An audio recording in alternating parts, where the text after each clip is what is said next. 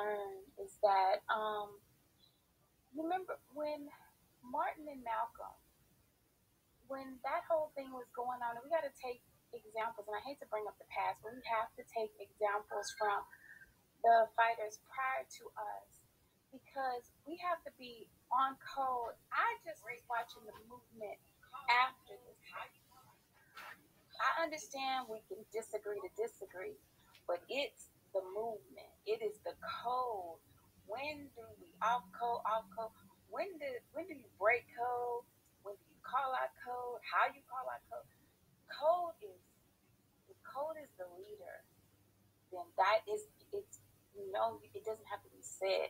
But I was just peeping the movement of some after the space. But we have to learn to not leave any of our people exposed and really cover them, even in disagreement and when we're upset. But that just really concerned me and it made me really, really sad. And I land my plane there. Thank you for chiming in. I appreciate that. Mr. Engagement, you have your hand up, so go ahead and unmute your mic. Yes, sir. Yes, sir. I just wanted to check in briefly. I feel that we need to give grace. I felt that how we talk to one another, how we talk to one another says a lot about who we are and what we represent as people. At that moment, I'm going to tell you right now, I'm not feeling Jason's tone and how he talks to our people. He sat here and had the most utmost respect for a dude who was against us, but didn't have that same love and compassion and understanding for his own people. So, like, I'm hanging up the curtain with this guy. I'm done with it. I think it's a waste of our time, honestly, especially. If you can't respect your people that you're working with, then how can you really be for your people? Yeah, I understand. I heard quite a few people were saying they didn't appreciate the tone in which Jason spoke to people. They felt that, and of course, if you ever heard Jason's YouTube, his channel and whatnot, he will go in like. But I felt that from what I heard, everybody was being pretty respectful, and they felt like that wasn't reciprocated by him. That he called out a number of people in the room. Like I say, I was in there for a little bit. I did not hear everything. I was in there when they had the gay dude on there. Um, I was trying to prepare for my own space last night, and I would go back and monitor, hoping like, well, damn, how long this space gonna be here? Because, like I say, oh boy, like I said, I know he normally does a space for on Twitter. He normally does a space for an hour, maybe an hour and a half, and then when I saw it, just kept going on and on. But then when I saw that title, I'm like, well, Jason's gonna be trying to go in tonight. Like when I saw that whole thing with the B one and everything, and I'm like, well. Like, I don't know. So I think old boy trying to go in tonight. So I just want, like I say, I want everybody to go ahead and chime in. I follow up, man. With one more thing, like, how can you be one when you're not having that compassion and understanding for your people? Like, I'm just gonna leave it with his own philosophy because I don't believe in that nonsense. I believe in putting our Black American people first because we were disenfranchised. I don't hear him using that same talking stance, which is the problem. So, like, a lot of people are turned off by it. Just not gonna mess with them. Just to sum it up. I mean, that's the best thing. If you feel like that, I mean, it's a waste of your time or whatever. I mean, and you feel like that it wasn't right or this and that. I mean, no one's going to tell anybody that they need to go ahead and still stick with the person or whatever. I mean, that's everybody's prerogative to do what they want to do. I'm not here to tell anybody. Like I say, this is merely just to hash out some stuff from last night. Um, you guys were in there. Like I say, it was deep. It was one of the biggest Twitter spaces I've seen in a minute. So, I mean, you have to give him that. His name rings bells, and he brought people out. And apparently, like I said, he wanted to prove a point last night. He wanted to show that, hey, the only thing I would say is this here is that when you have something like a phrase or something like that, even though if you may create that phrase, you're still going to have people that's going to use it or this and that. So, you know, I really don't see the problem with that myself. But hey, it is what it is. But I have one question. Doesn't the English language evolve, sir? Like it evolves over time based off of what happens in the community. And since they originated by Black foundational Americans, we control the definition of that word, not just per se Jason. And I think that is evident because of how it's being viewed in the community. Absolutely. We're gonna go ahead and we're gonna I'm gonna let Miss we're gonna follow this order here. I may have missed some people, but we're gonna go ahead and follow this order. We're gonna go Miss Cleopatra, then we're gonna go Mr. Engaging. We're gonna go back to he. We're gonna go to Black Dollar. We're gonna go to John Horse. We're gonna go to I Love You. We're gonna go to Farmer, Irie Farmer. So Miss Cleopatra, and tonight, everybody, please, let's not chime in. Let's not cut people off. I know everybody wants to say something. The space is getting pretty decent in here, so let's just let people go one at a time, have their moment to speak, and let's try to be as politeful as possible. I know this is a topic here that's a little bit sensitive. A lot of people felt offended last night or what have you, but let's go ahead and let's remember that our main goal is not to be here to nitpick and be childish, but to come here and try to find solutions and resolutions and also to progress our race to a level. So let's go ahead, Miss Cleopatra. Go ahead and unmute your mic. And also, you guys in the space, please go ahead and tweet the space out. Oh, okay. Well, I just want to say thank you for having me. I was in one of your spaces, I think, the other day, and that was pretty cool. But I wanted to answer the question, the be first, black first. I kind of, I thought it was ADRs, but I wasn't for sure what it was. And now that I know that it's Pan-African, for me, when it comes to immigrants and black immigrants, of course, you can publicly acknowledge that you support reparations. But when it comes to the affairs and our business, they need to go over here somewhere. So you can say to you and anybody else can say that, we can coexist, but they don't need to be in our affairs. There is no way that they're going to allow you, and they have several organizations where you're going to go in there and rearrange things. You're not going to be able to go to anywhere in the West Indies or anywhere in Africa and run their global politics. They may be respectful to you. They may be nice to you. Some of us should have some positive stories about different people who may have come into the country. But no matter who they are, we need to stay ahead of our business. And I will land my plane right here. It's not because of our race. It's because of our innocence that we don't understand. We didn't understand race and lineage the way that they do. Now that we do, and they know that we do, things are going to be very different going forward. So if you want to coexist, that's fine. I don't want these people sitting representing us for anything. They need to leave our affairs. They have got to get out of our organizations, our institutions. Those things need to be filled up with our own people. We are rebirthing, and out of chaos comes order. Thank you. Thank you very much. Before I go to the next speaker, Mr. Engaging, let me just say that Newstoter is the #1 aggregator curator of black news in America today. If you guys are not following anybody that's in this space right now that's not following Newstoter, you need to go ahead and follow Newstoter. Today I dropped 20 articles from the Newstoter.com platform. Every day I'm bringing that content, that heat from black-owned media sites, from black-owned bloggers. So if you guys have not joined Newstoter.com, you can also go to the website and subscribe to our newsletter. I will put that shortly in the Jumbotron.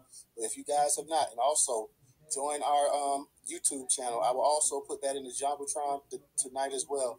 We need the support of the black grassroots. We talk about Be First. We talk about Secure the Tribe.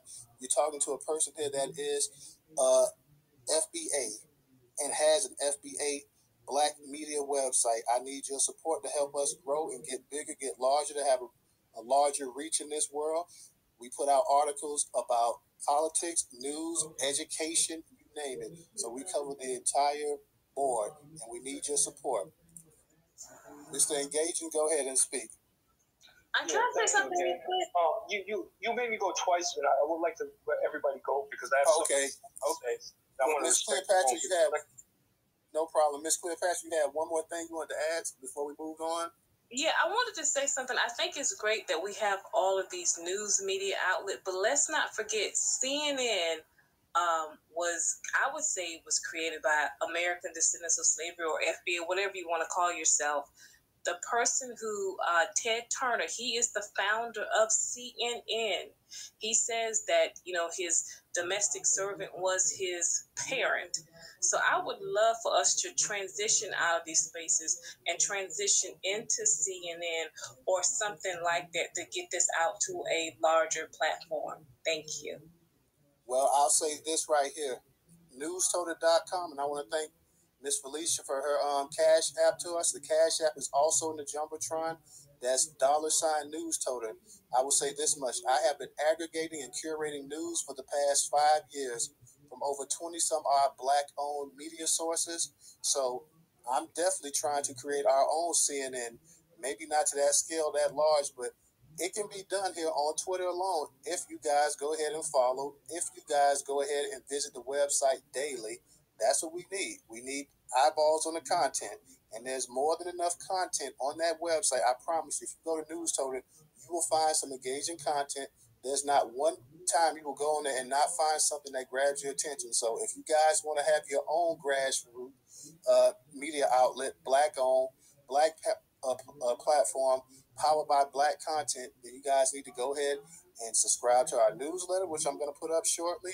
Also, the YouTube channel and any other social media platform, Facebook, Instagram, anything else to help us get that reach.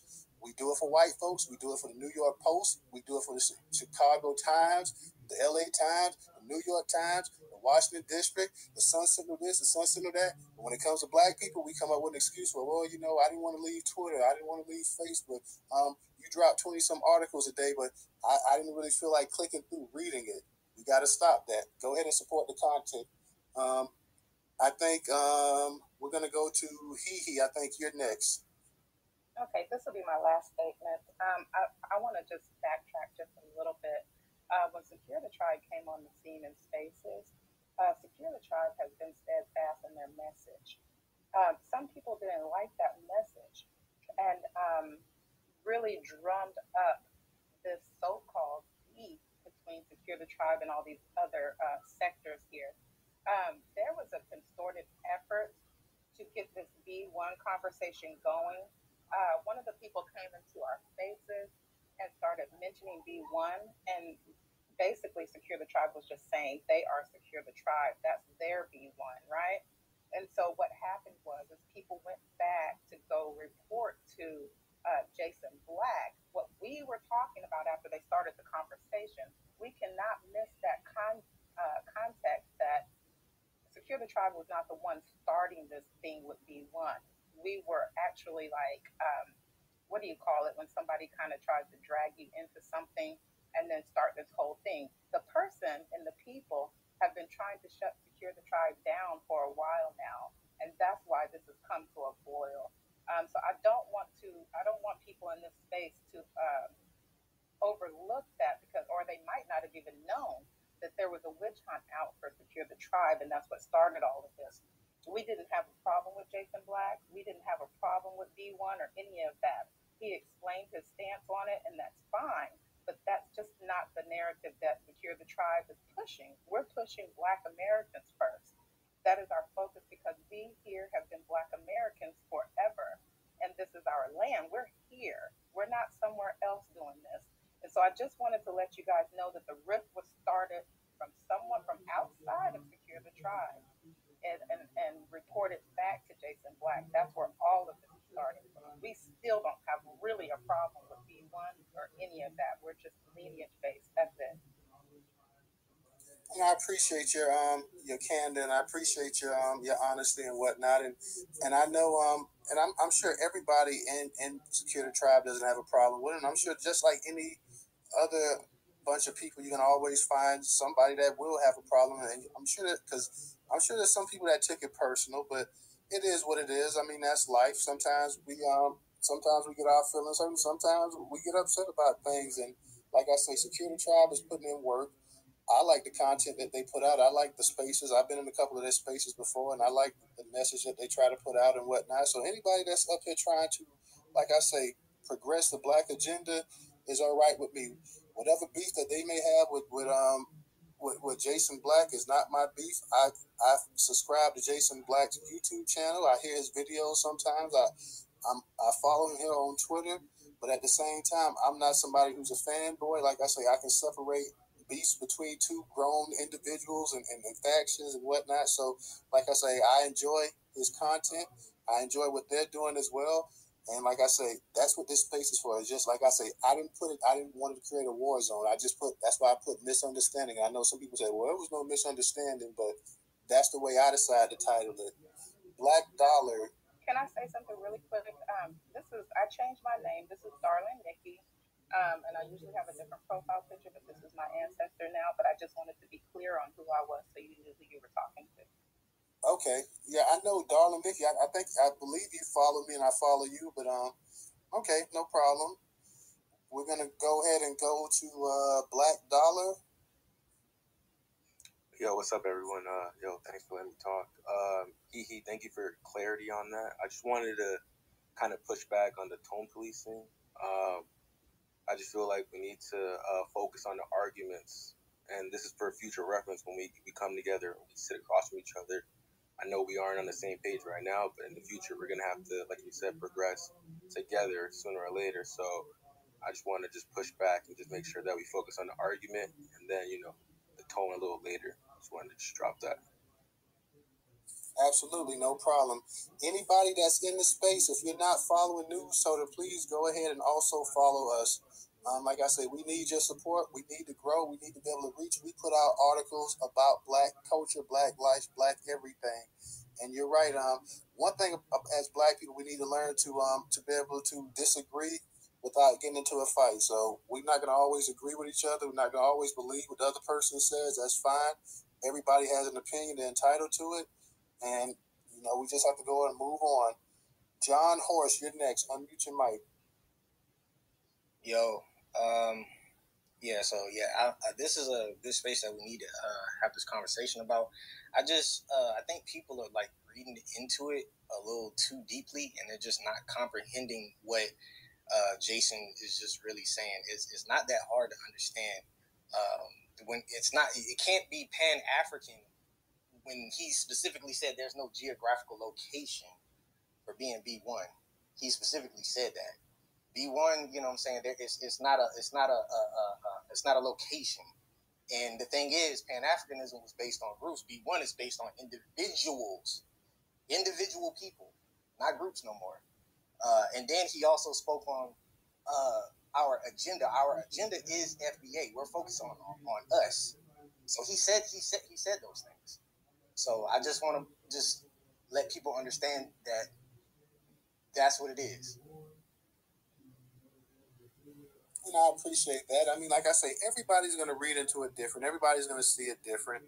And like I say, we didn't come here to start World War III. What we came here to do was to get an understanding, to move on, to know that there's a bigger issue at hand, and that's the treatment of Black Americans in this country, FBA, 80S, freedmen, indigenous people.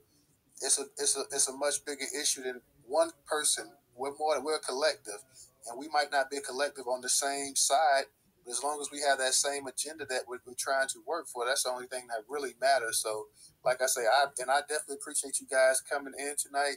And this space is much more lively than it was last night. I know you guys was all in that space last night, and I'm like, damn, when this old boy space gonna end here? God damn, like, yeah, I was getting my ass kicked last night. Exactly, yeah. And also too, I just want to say one more thing. I've been hearing a lot of people speak about the code and everything like that. If you know Neely Fuller's teachings, understand all the bickering and stuff that's been going on lately, bro. That's actually a part of being off code, because you're just doing nothing but time wasting. It's annoying, and you're just time wasting. Okay, cool. You're not Pan-African. Okay, cool. What next? You know what I'm saying? Stop wasting time. That's why Jason, he was getting frustrated, because you're just wasting time. If you don't understand the code, see, people, they say the code, but if you don't understand the actual the person who put the code into place, then you're going to be confused. They're just saying it just to be saying it. And like I like I said, I was at the beginning of the actual. I'm going to go ahead in a second. I'm going to kick it to you, I Love. But before I do, here's the order. It's going to be I Love, Irie, Volvo, April, Mr. Engaging. But before I kick it to you, I Love, I just want to say again that I was not and Miss Cleopatra. I was not in there for the entire time. Melrose, you'll be after Miss Cleopatra. I was not in there the entire time. I was in there just for maybe the first 30 minutes or so. It was pretty spirited early on, but Jason and the white guy was doing the talking, so I didn't get a chance to hear everybody else. That's why I've been jumping in and out of spaces just to hear people's, just people just talking about it and whatnot. So I'm gonna go ahead and mute my mic. And you guys also, I'm gonna keep playing this tonight. I need you guys to go to newstoter.com daily. If you guys have a pop-up blocker, you may want to go ahead, if you're on the site, disable it, because Newstoter is a black news portal and we connect you with other websites. So if you're reading an article and you want to continue reading the whole article, you have to go to the parent site and click read more. If you have your pop-up blocker on, it will probably need to be disabled for certain people because the site, your pop-up blocker might not allow redirects. So if you go to newstoter.com, think about disabling your pop-up blocker. Also think about visiting us daily like you would Twitter, Facebook, Instagram, and all the other white-owned platforms that you guys say are backed by white supremacy. Go ahead and let's go ahead and support black supremacy for a change. And on that note, I will kick it to you, I Love. Unmute your mic. Yeah, I'm gonna drop down after this so other people can get in. But I love Newstoter. That's where I get my information, and I always do the research and it. So thank you so much for investing that time you put into that. What I wanted to say is that I remember just kind of reading and looking at the thing when Malcolm X was going through some things in reference to and the separation that happened with his brothers. And I've heard Minister Farrakhan speak on some things in reference to how they left their brother exposed. And we have to learn. And I'm saying, and I'm not saying nobody's unlearned or anything, but I'm just saying the code, how I view it, is that even when we're upset, even when we feel disrespected, even when we feel slighted, we must stay on code. It protects us. It creates an umbrella so that we can all fall under. And then after much thought and communication, if we need to call something out, then we do it. But that's just how I feel about it. But I'm gonna go ahead and drop down. Thanks for having the space. Love, peace, love, everybody. And I'm gonna go ahead and drop. I'm gonna land my plane there. Well, thank you, I Love, and thank you for supporting the platform. And please, y'all, do like Miss I Love. Go ahead and support the platform. We always talk about black-owned business, black this, black that, until it's actually time to support black business. Go ahead. If you don't want to spend $1 on the Cash App to Newstoter, $ Cash App, then go ahead and support the content. Subscribe to the newsletter. Subscribe to the YouTube channel. If you don't want to spend $1, if you don't have $1 to give, and I'm not shaming anybody in here because you might have kids, bills, you might be laid off, whatever. If you don't have $1, go ahead and subscribe to the newsletter. Go ahead and subscribe to the YouTube channel. Everybody that's in here, go ahead, when you leave, go ahead and subscribe to the YouTube channel. It's in the Jumbotron. Go ahead and subscribe to the newsletter. It's in the Jumbotron. All you got to do is click it. It'll take you to the site. It'll take you right to the site where all you got to do is put in your email address, and then you go ahead and make sure that you'll get a link from us to click to make sure you're not a robot, and bam, you subscribe to the newsletter. Just that quick, just that painless, just that fast, just that effective. What happens if YouTube goes ahead and bans me and puts me on Twitter suspension like they've done a couple times before? I got no way of communicating with y'all. But if I have your email, I can go ahead and send you out an email once a week just to let you know what news is popping. Also, go ahead and bookmark the site. So it's always, so you can go directly to it, that you don't even have to click the articles. You just go directly to the site and see what's up. Okay, Irie, go ahead and take your mic off of mute. Yeah. Hey, yo, swap me with Volvo. I know he was after me. I'll go after him. No, I think you were before Volvo. Yeah, I know. I was just saying swap me with him. I got my little one over here, so she might yell. So okay, Volvo, go, and I'll go after him. Volvo, go ahead. I know you finna go ahead and cut up, but go ahead. No, man, I ain't want to cut up. I don't know. I might cut up. Let me say this. My whole thing with the Secure the Tribe thing, the whole ideology of it is, well, let me say this, right? I've been dealing with this type of ideology for about 4 years now, to where people claiming to be Black Americans, but they tell you that they have no slavery in their ancestry. That makes no sense. It just makes absolutely no sense that you have been participating in the American system with no you claim to be Black American, and you've been participating in the system and living alongside of us all over America, and you have no slavery in your ancestry. It doesn't make sense. I've been dealing with that for a long time, just simply trying to get the answer on how was that possible. Now they always say like, my family was running from slavery and we lived over here, and one guy claimed that his family was the Maroons and all that type of stuff. Okay, cool, but slavery been over for the last 160 years. Now, how are you Black American and you've been living around us for the last 160 years, and you don't have no slavery in your ancestry? None of these indigenous Black people mixed with the freed slaves, but y'all been living around us. Y'all been going through the same struggles as us. Y'all been going through the same hardships as us. Y'all been celebrating the same wins as us.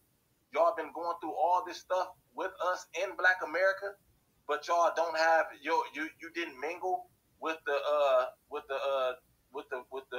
people that was freed from the plantation or the descendant. It just doesn't make sense. Now, this is my logic, right? The numbers. We all should be, if we descendant of slaves, right? Let's say we Black in this country, right? Since 1865, we should at least minimum. If you under 50, you should be at least a great grandparent away from slavery. Now, we all got 16 great grandparents. None of those 16 people mingled with the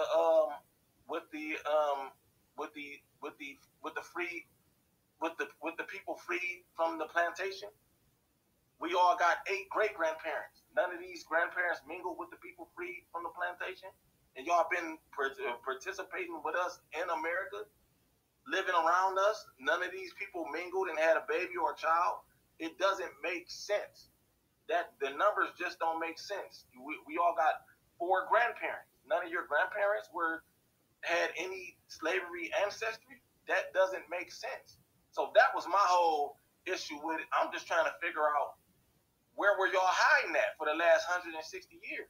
Because y'all would have had to been like somewhere like a plantation, where y'all was away from us, the free slaves, or y'all would have had to been making a conscious effort. Y'all would have had to been checking paperwork. No, don't bring him home because he's descended from slaves. You would have been making a conscious effort for the last 160 years. So that was my problem with them, and I asked that, and I always get trolled, not just by them. Way before I even knew who they was. I've been dealing with motherfuckers, copper color kings, and all that copper color nation, and all that type of shit. But we ain't gonna, you know what I'm saying. And my last thing is this. I'm gonna close here because I'm a little bit long-winded. The B1 thing, I'm not sure. I asked Jason Black last night. I always thought B1 was a lifestyle. You know what I mean? That's how even before the term came out, everybody started using it. I've been Black first. I shop Black first. I love Black first. I protect Black first. I want to be with Black first. That's just my lifestyle. That's how I was raised. So like that's what I thought it meant. But I'm not sure if I caught him off guard when I asked him, is it a lifestyle? And he was in this mode or whatever. But I look at it as a lifestyle. Now they say that he coined the phrase. So if you made something up, you get to call it whatever you want. But that's just my definition of Black person. It's got to be a lifestyle, and I land there. Okay, now by a lifestyle, what do you mean? Because to me, I mean, I guess you're saying that you put Black first, and that's a lifestyle. I mean, because I guess that's the only thing it could be. It would be a decision that I'm gonna embrace my Blackness above everything else. Is that what you're trying to say? Yeah, right. I'm gonna be Black first. I'm gonna be, if I gotta go put a tire on my car, I'm gonna go to the Black tire shop, even if I gotta spend an extra $5. If I want some, like I go to this black gas station 3-4 times a week. You know what I'm saying? Because that's the only black gas station. Now I got to drive past 5 other gas stations, but that's just how I live. That's my lifestyle. Now I want to say this part, and I'm gonna move on to April next. But I just wanted to the one part you were saying about the and the way I can agree with you saying, in a way I can kind of understand what other people saying when you're saying that, okay, if you were over here for X amount of years and this and that, and to say that nobody in your family was a slave, I can understand your perspective on that. Now I will say too, not every black person was a slave over here. People forget that if we're going by that, you had black people that was already here. If you're going by the fact that you had some black people that did come over here even before slavery, people that came over here with Columbus, that some of them came over here as explorers, some of them came over here as indentured servants. So you had some black people that in this country never actually were slaves. I mean, and I know that's hard to believe, but that's now, but you also, I can agree with you on this part here too. If you're saying that these black people mix with the indigenous people and they mix with the other black people here that would have been slaves, I kind of find it hard to believe that nobody whatsoever in your family ever was a slave. Now, I mean, that part is pretty hard to grasp there. But there were black people that were never slaves in this country. Very few now. But there was a group of black people that were never slaves in this country. There was a group. I mean, what the number of black people that is, I don't think any of us would ever know.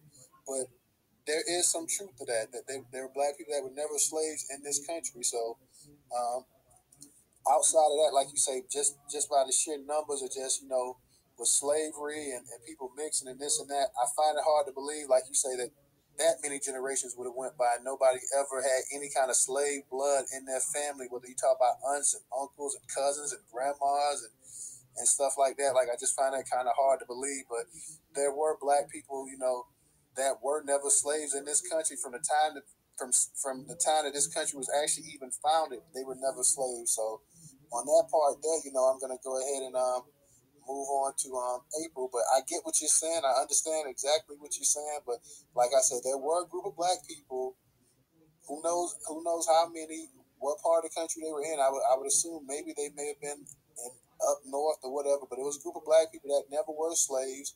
And at the time that the country was, when you started having these, when before the U.S., when they were just a colony and stuff like that, I mean, you got to remember, it wasn't until the 1600s and stuff that white people actually started putting the word black into place so they could pretty much enslave people. So, yeah, I definitely understand what you're saying, but I'll go ahead and let April go ahead and unmute her mic and drop something in. Hey. Peace, power, and reparations to the people. I have a few statements. I first have a question. What made you use this hashtag? Which hashtag is that? The Secure the Tribe hashtag. Well, why not just put the Black First Misunderstanding? Why would you use the hashtag? I just made you use it. Well, because I heard quite a few black people, or quite a few B1 people, were upset with Secure the Tribe as well. So I put it in conjunction that there's a misunderstanding. Some people had last night with Secure the Tribe, and some people had a misunderstanding with the B First. So you're reporting the news? I'm sorry. I can't hear you. I'm sorry. No, go ahead. I'm just reporting what I actually saw in these spaces today in some of these groups. I heard some people that were for B1 that had a problem with Secure the Tribe, and I heard definitely a lot of people with Secure the Tribe had a problem with B1, and I actually think that they have more in common than they do not in common, and I think that it was more just a misunderstanding than it was just that people just straight up can't stand each other. I think that they both have done good, and I want to see them both pushing forward and keep doing good. Okay, so you use the hashtag so people would come in. All right. So first, it's not hard to understand that how he said that this is how Pan-Africanism was supposed to be, right? It's literally a remix. It's Pan-Africanism 2.0. right? So first of all, there's no issue with B1 or any of that, right? We were able to get an understanding of what that means, and we have every right and autonomy to not fuck with it, right? Because we're not fucking with it. B1 is dead. Pan-Africanism is dead, right? So it's not a misunderstanding, right? It's very understood that it is not about, even if people that have, some people have been cheerleaders and groupies and fans and followers for decades, right? And so it's always been, right, a targeted audience of Black Americans, right? And it was a lot of back and forth. It was a lot of flip-flopping, right? It was the only group of people who could be Black first are us. We're the only group. No other group could do it, but anybody can actually come here and be it, right? They could actually be our lineage. That's why I went up and said, is this about lineage, right? It should be about lineage and ethnicity. It's not about race. You can't leave the country that you lived in where you were not Black first, come here and think you're going to assume my identity and ethnicity. That's where the problem arises, right? It's because we are taking back what is ours. We're taking back the narrative. We're taking back our ethnicity and identity, right? So he has used our audience, targeted us as his audience, Black Americans, and now it's a switcheroo. Oh, you know what? Anybody, let's talk about individualism, right? What do you accomplish in this country being individuals? No, we're delineating, and we're doing it for a reason. So do I believe that individuals can come to this country and be Black first, right? Do I feel like they could come and fight for our lineage? Sure, right? But it's not, you just can't come here and become Black, right? That's where the problem is, right?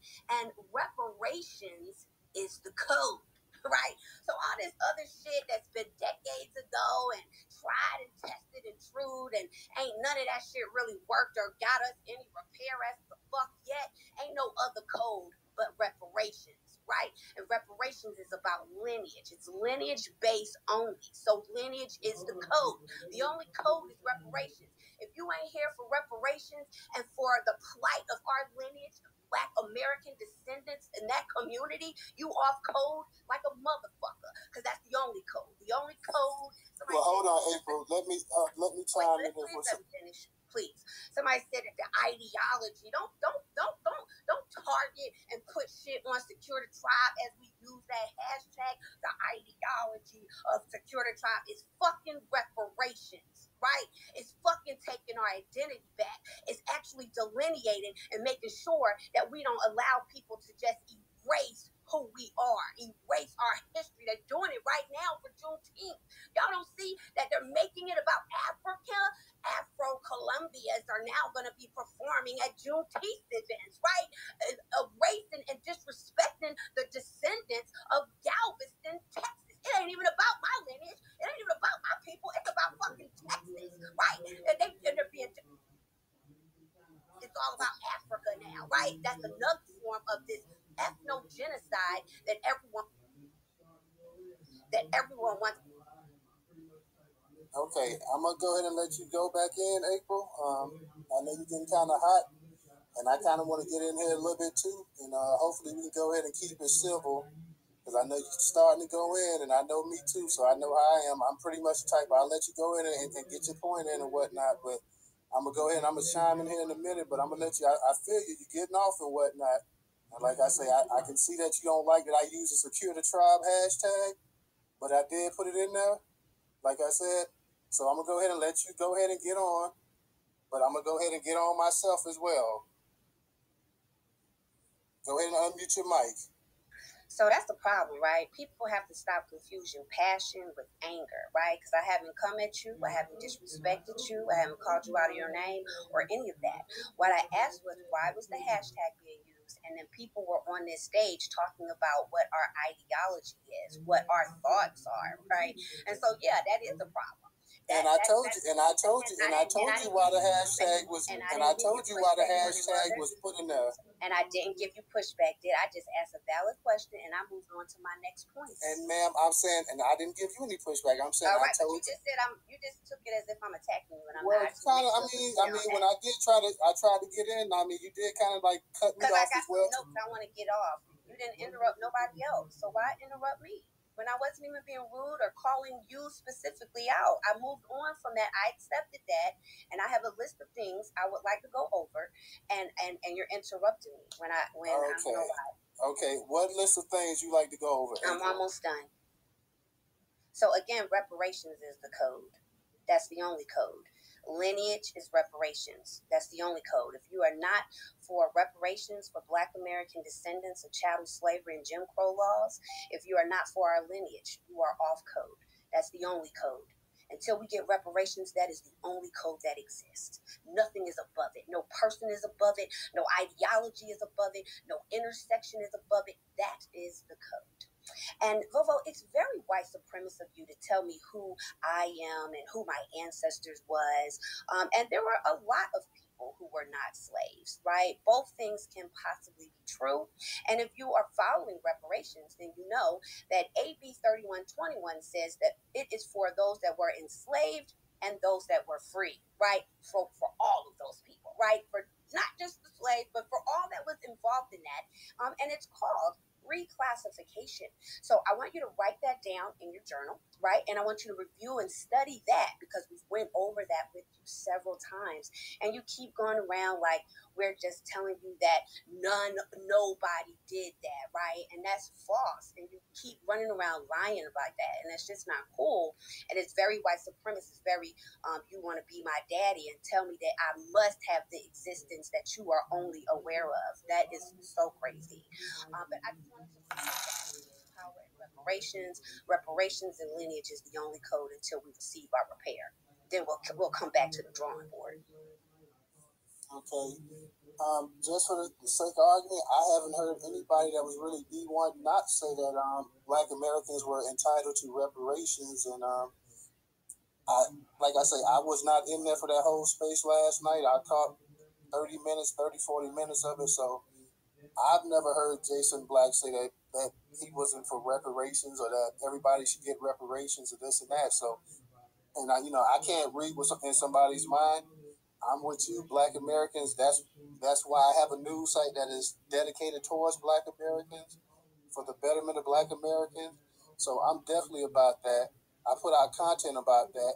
I put out news, hard-hitting news, as well as inspirational news as well, showing people opening businesses, getting scholarships. So it's not just always about the white supremacy and this and that. It's also trying to show us in a positive aspect as well, which is hard when you have different sources coming in and there's so much negative stuff. So sometimes I pick and choose what to actually put out there.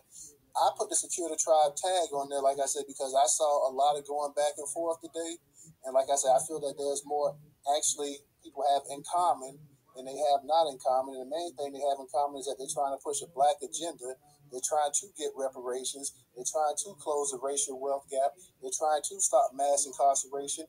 They're trying to get Black homes that's basically the same as white homes, with the same kind of equity in it. When Black homes are normally $40,000, $50,000 less in equity that white people can take out and open up businesses that Black people can't take out. We're also trying to put out news out here about Black people who student loan debts is 3-4 times out of what white people are.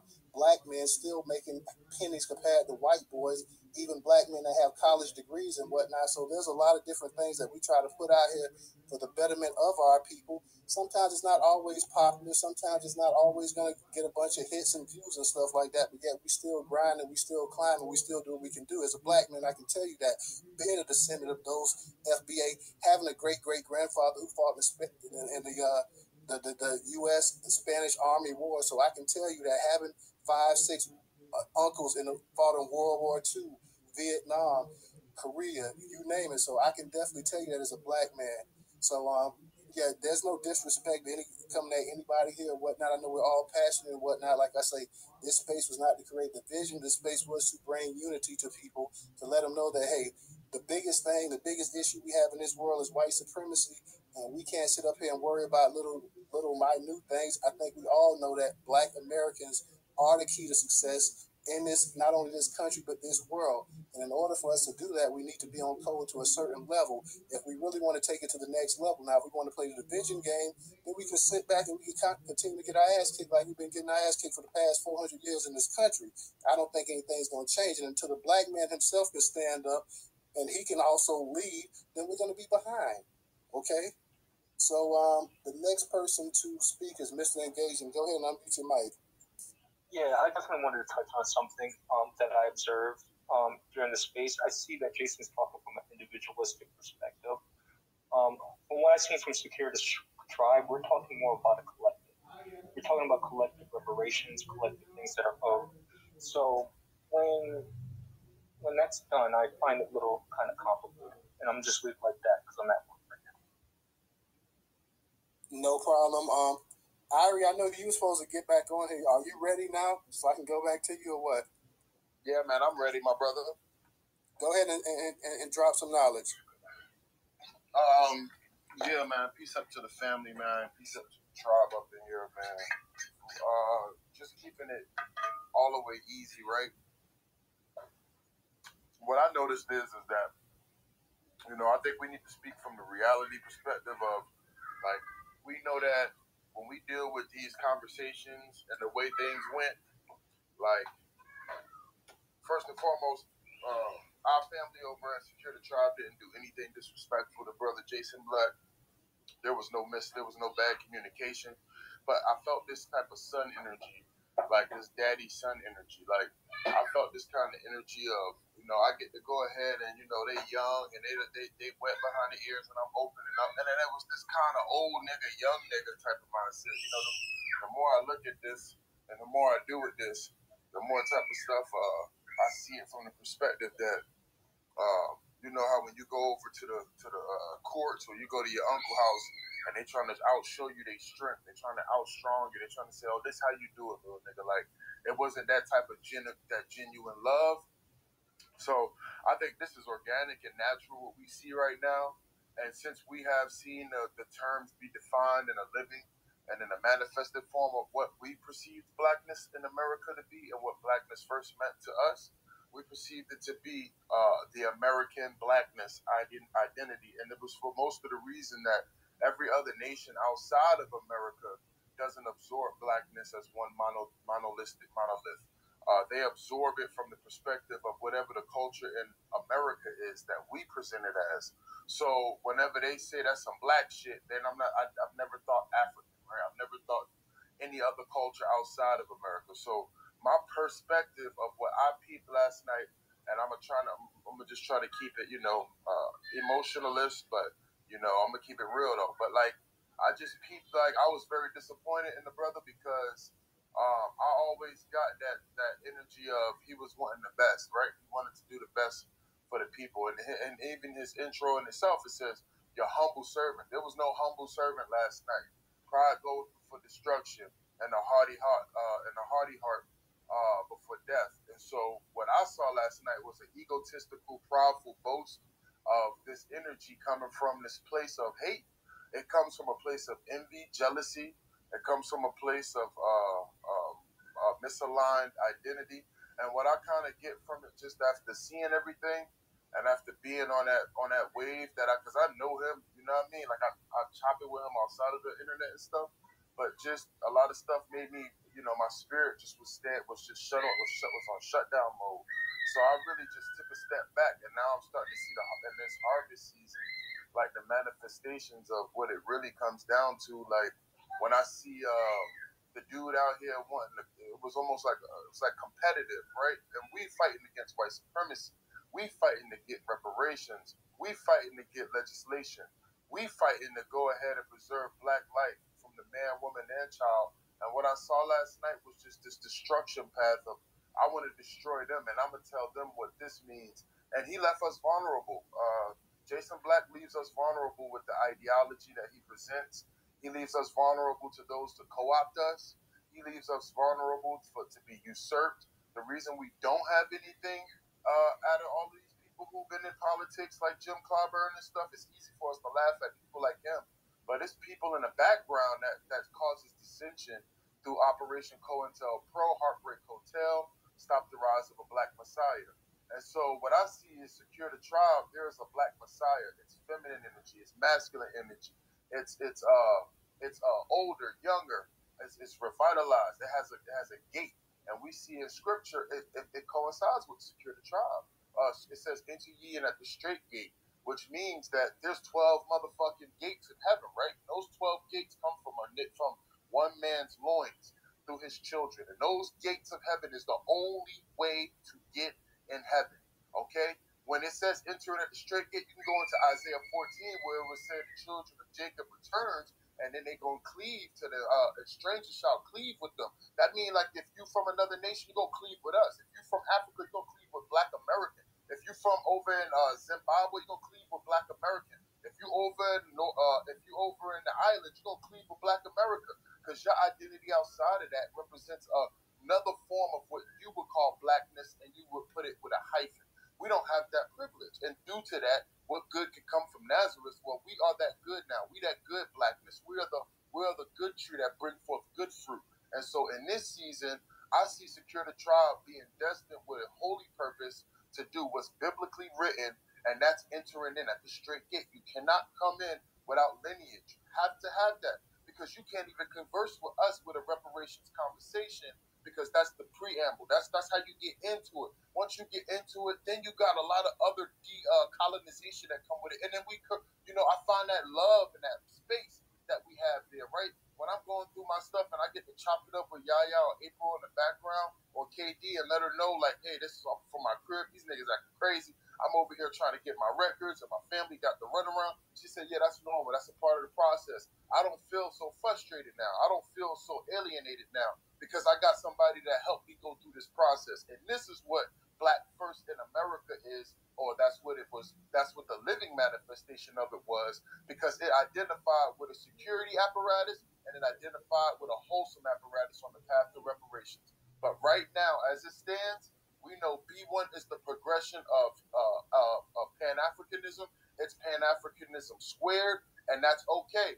And because we're going through this, it's okay to pick up things and put things down. And it was no disrespect from any of the Secure the Tribe to that brother, but I felt that harsh hardness come from that man to our brothers and our sisters, and that right there left a bad taste in my mouth. And so I think that's why we see this energy, and I think it's a healthy discord, and I appreciate what you do, Brother Newstoter, and having a conversation, be neutral perspective, but also allow discord and other conversations. So keep going, and we're going to keep doing this, and we are going to secure the tribe, and you must be in here with your lineage shit proper, or there is no reparations. Be one, and I'll land, my brother. Appreciate you giving me an opportunity to talk, brother. Blessings. Definitely. That was well put, and it was appreciated. Like I said, we got bigger fish to fry. We don't have time to be nitpicking. We don't have time to be squawking like some magpies out here over something that's trivial. We got work to do, and we're going to do work. And the only way for us to do work is we don't have to be best friends. We ain't got to be bosom buddies. We ain't got to play footsies. We ain't got to play ring around the roses, none of that other garbage. What we have to do is be serious-minded and motivated to improve the plight of our people. And like I say, Secure the Tribe, I've been in their spaces before. I like the way they handle their stuff. I like the B1 movement. And like I say, if there's anything that I can do just to go ahead and try to get us back on the right path, because like I said, we have stuff that's important. We have stuff that we have business to take care of. We got unfinished business with this country. And until we can go ahead and get that done, there's really no rest for the weary. We got things that needs to be taken care of. And like I said, I appreciate everybody coming in here. I did not try to steal the Secure the Tribe hashtag or anything like that. I actually hold on, let me finish real quick. Mel follows me, and I sent Mel a DM asking Mel if he would come in and speak tonight. Mel said that he wouldn't mind, but that his space would still be probably going. So Mel follows me, Yaya follows me, I follow them.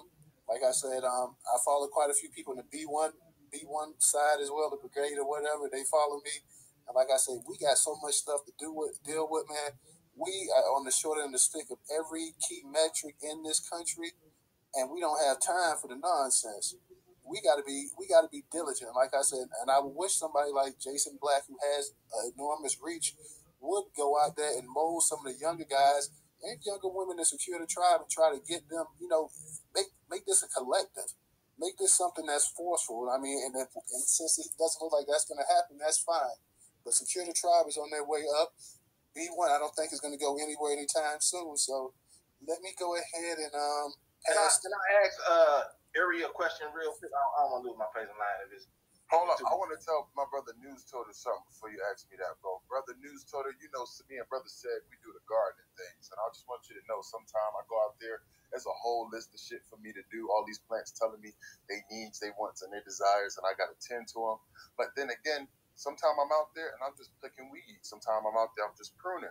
Sometimes I'm out there just doing a little decorative work. So what I find this type of energy to be is that process. It's that pruning process. It's that decorative work. I have a list of things I need to do, and the things that I'm doing right now don't help me finish that list, but it helps me make that list a lot more clean, and it makes everything else that's around my garden be in decency and in order, as all things must be done. So sometimes it feel like, we don't have to waste. It seems like a waste of time. My brother always understand that we just pruning the garden and going through, and we're not going to cut every tear we see because we might hit a weed. We're just going to let the harvest grow, and we're going to try to de-weed as best. And at the harvest season, we're going to separate the wheat from the tears. So don't be discouraged, brother. This is a good process. Again, it's organic, it's natural, and it is definitely necessary. Definitely, I appreciate you. I appreciate those words, brother. And like I said, we're going to keep grinding. That's what we do over here. We're going to grind. It's a slow process, and we're going to keep doing that. Volvo, I'm going to let you go, but let's try to keep the order of it just so everybody can go ahead and can come back. I just want to ask just one question to Erie. Come on, brother. Why you? All right. Go ahead. You up in a couple spots, so let's let Miss Cleopatra go, and then we got Miss Cleopatra, Melrose, EJ, then you. I promise you can stay on longer once you get your chance, and then Phoenix. But let's go ahead and just so everybody can go ahead and do a little roundabout, and other people may want to ask questions again. So let's go ahead and Miss Cleopatra, go ahead. Before I give it to you, Miss Cleopatra, let me thank Marcus for his donation on Cash App as well. I appreciate it, Marcus. I appreciate the support of everybody that supports the Black-owned media, New Black Media, B1, FBA, 8OS, Freedmen, Indigenous, the whole nine. I appreciate you guys so much. Ms. Cleopatra, go ahead and unmute your mic. Yes, thank you. Thank you for having the space and allowing me to speak. I wanted to interject that some people say, that we're off code and we shouldn't be having experiences like this.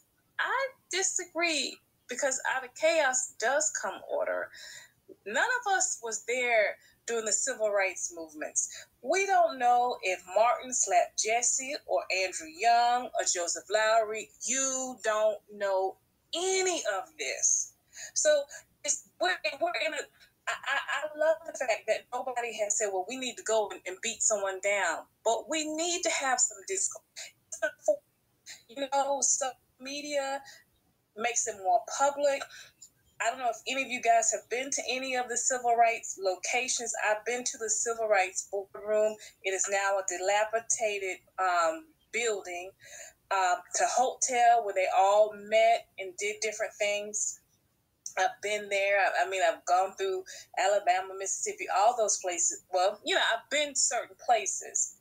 And I remember when I was just standing in the parking lot, I just said to myself, I wish I could be a fly on the wall. I wish I could hear what they were saying to one another, to understand how they had to deal with, personalities. I'm a big person in and for emotional intelligence, because kind of for the work I do and just interacting with people get on my nerves. And I failed miserably in Toastmasters with my leadership style. I have, but I've done better, and we all get better. But let's hold off on we got work to do. Well, this is the work that we need to do, because none of us was there during the civil rights movement. For all we know, somebody could have busted somebody in the mouth and they're wearing a partial. They would never let that go out. We don't need to know all of that. in dealing with men, I'm sure some of these men were very sexist or may have said things we don't know. So we need to have these experiences. It's unfortunate. It's sad. I don't like Jason Black because of his harshness. He talks about women, the things that he says, and I always say this: after the civil rights movement, there should have been a stern talking to, and particularly to our men. We need to stick together. We need to marry one another. That's a whole nother conversation right there that could get real ugly, but that's not the title of the room. We're clearing up the misunderstanding. So if we're going to have it in a public forum, that's fine, but we need to have these moments of breaking down and coming back together, and some of us probably will have to go our separate ways. So I want to land my plane right there. Thank you. Thank you. I appreciate that. Ray, I'm trying to go ahead and invite you to speak. You and ASAP Shaka, you guys may have to we may have to somehow get you out of the room and then you come back in there because I'm clicking the same thing over here, Todd. I'm trying to bring Afro Elite up, Padrino. I don't know what's going on. I just hopped back in the house. I hopped on the Wi-Fi just to see if it was a difference, and it ain't no difference. So y'all three, Afro Elite, Padrino, and Ray, come on. I have to, completely close everything out. Restart your phone. Come back up, brothers. Yeah, because like I said, I don't know what's going on right now. I appreciate that, Miss Cleopatra, and you're right. That is a discussion for another time because the hard speech that we had with the men, we should also have it with the women too. And like I say, I don't want to get into that discussion right now because I'm not one of those that puts the blame on strictly one gender. When there was both sides played a part in it. So yeah, that's a discussion that we can have for another time. Right now, we want to go ahead and definitely try to stay on point as much as possible. I believe who is next? Melrose. Go ahead and Hey, real quick, Newstoter. I'm gonna drop down too because I've been having crazy problems, and I'm gonna come back up on my tablet or whatever, see if that work any better for all of us. All right. Yeah, I don't know what's going on with Twitter and the requesting and shit. But hey, man, it is what it is. Hey, Sag, you already know what's going on, how this is, man. And also, somebody suggested Newstoter that if you add another co-host or something, and then more people come up.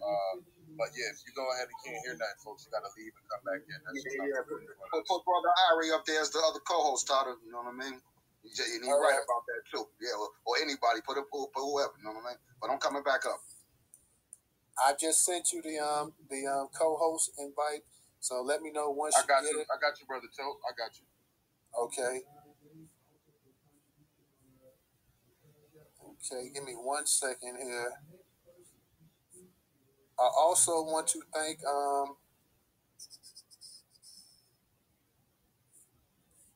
Zai James also for the contribution on Cash App. Thank you so much. Our next person to speak is Melrose. You're next. Peace. Am I coming through loud and clear? Yes. Peace. Yes, we can hear you, brother. Congratulations on awesome. Peace and congratulations on starting your platform up. I wanted to say that yesterday I came into the conversation in Jason Black's room, I believe around hour 2. And from what I heard and observed, I didn't hear anything that was detrimental, off-code, or out of pocket in regards to our foundational Black American agenda of reparations and, of course, a Black hate crime protection bill. So I think this whole back and forth thing, I think it's very stupid and unnecessary. And also, I've been hearing a lot of people complain about Jason in regards to his brashness, his tone of voice, and how he talks to Black people. Since when did we as Black people, foundational Black Americans, start becoming so easily offended by how someone talks to us, specifically another brother or sister talks to us? A lot of people, they're crying and complaining like the bitches used to do. That used to call in the Kevin Samuels show and say that he talked bad to them. Bitch, you called his show. He's not calling you. He's not reaching out. And then speaking about bitches, Melrose, I don't normally cut people, but everybody's already like they're emotional and stuff tonight, so I just don't want to get it going. Like, normally I just let you go in and out. I normally don't even really mute people like that, but we got a bunch of people, like you saying, everybody's emotional. So please, if you could, please don't say that the B word, because it's just gonna just set some people off in here and whatnot. So let's just try to just go ahead and elaborate and talk and whatnot. And I'm gonna unmute your mic. I didn't mean to mute it, but I just want to just put that out there, just so for the sake of argument. DJ, I'm trying to get you back on too, man. So I don't know what's going on with Twitter. Okay, pardon me. And I just want to ask one question. If maybe you or someone else can clarify it.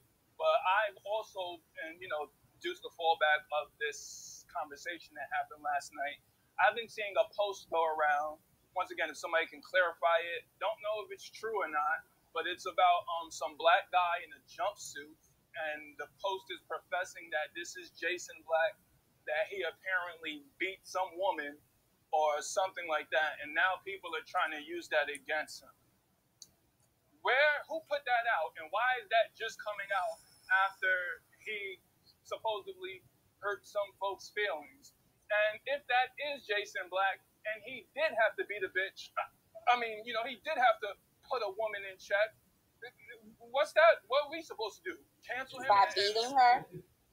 Well, that's maybe not she him. was That out was of debunked pocket. years ago. That's not him. That's not him. Not the That's first fake. time it came up, yeah. That's fake. It was fake the first time. And y'all know sometimes bitches be out of pocket in the best way. Okay, y'all. I had to mute it again. Like I gotta try to keep some order in here. I don't know. I heard something about that earlier. Then I heard people say that was not him on the picture. But please, let's not talk about beating bitches. Like that's just no good can come of that. So let's just not say that, please, y'all. Let's try to keep it respectful. We got some women in the house. We got brothers in here that don't agree with that.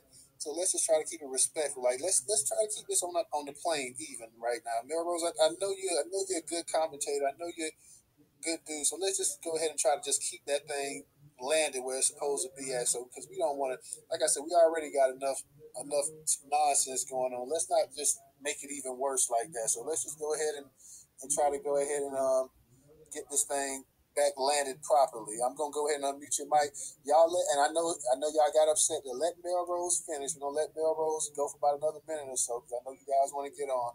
Please, y'all, don't interrupt. Even if you don't agree, we know that a lot of I understand that people are gonna be pissed, but please let's just let him go ahead and say his piece, and then we're gonna go on and we're gonna move on. Like let's just try to keep it civil in here tonight, y'all. Please. Go ahead. Can you please highlight that beating our women is off code though? Can we not just slide past that like it's okay? And yeah, we're not gonna have it's definitely not okay, and that's why, like I said, I don't want to go there. I don't want to hear that. I don't know if that's true about Jason Black or not. None of us know that, and we definitely don't need to start coming in here saying that. Let's not sit up here and say that beating bitches is the thing to do. That is not the thing to do. We're gonna move off of that. I don't want to hear that again. Let's just go ahead and stick to what we came to stick to. We're talking about Secure the Tribe and the B1 Misunderstanding and how we can get everything back on the rail. Or if we can't get it back on the rail, we can at least have us a competent relationship where you stay on your side of the track, I stay on my side of the track. You do your thing, I do my thing, and we still do our thing for our people. So, Melrose, please, I'm begging you, just let's go ahead and just try to resume some order back in here. Okay, well, I wanted to clarify, I would never, ever promote beating a black woman because from what I saw on that post, they were saying the woman was white. So that's what I meant when I was calling her all types of B. But to move on, I just want to say that I didn't hear anything detrimental that Jason said. Secure the Tribe, I've listened in on some of their spaces. I've gotten tons of good pointers on how to go about, finding certain things in regards to lineage. So, if some people don't agree with some aspects that one person is saying, the other people don't agree with those aspects, it's cool to just be like, oh, I ain't really feeling that, but so what? We moving together and we just moving on. We moving forward because like Jason said yesterday, we all have mutual interests. We may disagree on some things, but as long as the bottom line, mutual interest, isn't being affected or nothing we're doing is detrimental to that, there's no room for beef. So once again, peace, Newstoter, peace to the whole family, and congratulations to your platform, and I'm looking forward to continuing to supporting it and watching it grow. Peace. Thank you. I appreciate that. Trauma and B1 UK. I'm trying to go ahead and let you guys come in. I see you requested. Hey, hold on. Hey, hold on. It's only 10 people could come up on the Twitter space at a time. So just stay in the line. And this is the reason why you can't bring. I just looked it up. It's only 10 mics at a time. So as soon as somebody gets done talking, you're done with your talking points. You got to drop somebody down. All right. Okay. Exactly. I got it. I'll do that. I got this. Yeah, no problem. You can go ahead and drop me down. You can drop me down. I just want to say one thing to Mero's, I guess that's his name. I have a Kit Kat and 7 brothers. Call me a B word one more time. So you can drop me down.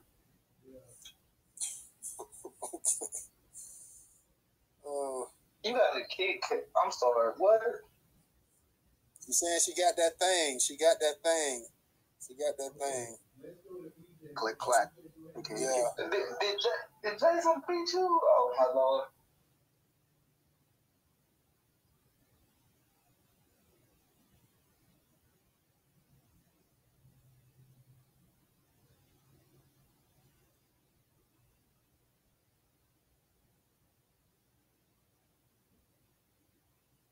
Trim the edges. Shane 0304. Okay, let's go to EJ Kane. EJ, go ahead and unmute your mic. Hey, what? Already know who we talking about because I done been all over this planet, man.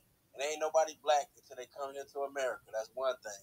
The next thing is everybody talking about Pan-Africanism, but they putting it on us. I don't hear nobody in the Caribbean getting no pressure applied to them. Nobody in South America getting no pressure applied to them.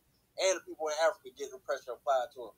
All of them have resources that we can get. Damn, where y'all stay right next to these damn diamond mines, right next to these damn iridium mines, all these things to make solar panels and stuff, man. Y'all can hook up with one of us that know how to do this import-export thing and give us some raw materials. Let us know what the raw materials cost. We'll come and get it. And we'll start a manufacturing company right here in America. Like, damn, I don't understand this. It's like big brother, little sister, little brother. You know, it's not making no sense, man. Yeah, especially our people in Africa and in Haiti. Haiti got over, I think it's like a couple $100 billion worth of gold down there. Like, damn, can't we hook up with one of y'all? But they still on this. Oh, what y'all want to be called Americans for? Why y'all flying the red and white blue? Can we get over this shit? God damn. That's all I wanted to say, man. I'm dropping out, man. No problem. Appreciate you chiming in. Definitely appreciate your opinion and whatnot. No doubt. We go ahead and see. I believe Volvo might have. I'm trying to think. I don't see Volvo in there. So no, brother Afro Lee had his hand up all a while because me and him tried to come up at the same time even before you made me co-host. So go ahead, Afro Lee. Okay, thank you. I'm going to be very brief with this. Newstoter, DJ, you guys follow me. Everything is cool. I'm going to say this, though. The way the question is framed, there is no misunderstanding. Because to frame it as a misunderstanding frames this as nobody is in the wrong and there's just miscommunication and things can get settled with a civil conversation. No, there is a right group. There are people who are correct and people who are incorrect. And there shouldn't be any fence straddling. I'm not trying to tell you guys to cut ties, but to be honest, there is a line that has been drawn in the sand. It's been that way for months, and there's a line that's been drawn in the sand, and that's what we need to. That's what it needs to be like. As far as, well, I don't want you to block me. I don't want you to block me. Secure the tribe. All of them is wrong. They dead wrong. Okay, you want to rock with them because they quote unquote delineating and swirling and whatnot. You can do that, but don't frame this as I'm trying to be on both sides. Because as black men, we need to start having some integrity, okay? And that's what's been going. That's why this problem has persisted, is because people want to be like, well, I don't want to call them out because I don't want to unblock them and I want to piggyback off of their clout. This isn't about clout. We're not doing this for views. I know you don't want to be blocked because you feel like they're the in crowd. You need to cut them off, let them go. You see what time they've been on. They were talking about nobody is above reproach, And every single person who has tried to correct them, they said, no, you can't correct us. It doesn't matter if they're smaller than you or bigger than you. They feel like they can't be corrected. They feel like they can't learn. They feel like they can't do any better. They have shown, these new ass niggas have shown that they are the ops. For some reason, we have groupies who feel like they the cool kids on the block, so they want us to still suck up to them, and that's okay. But you're showing your lack of integrity. Okay. Okay. Now, hold on.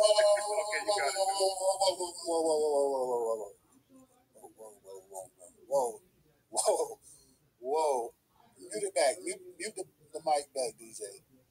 Because by lack of integrity, like I say, exactly, are you talking about I'm showing lack of integrity? Like I say, I wasn't even in the goddamn space the whole time.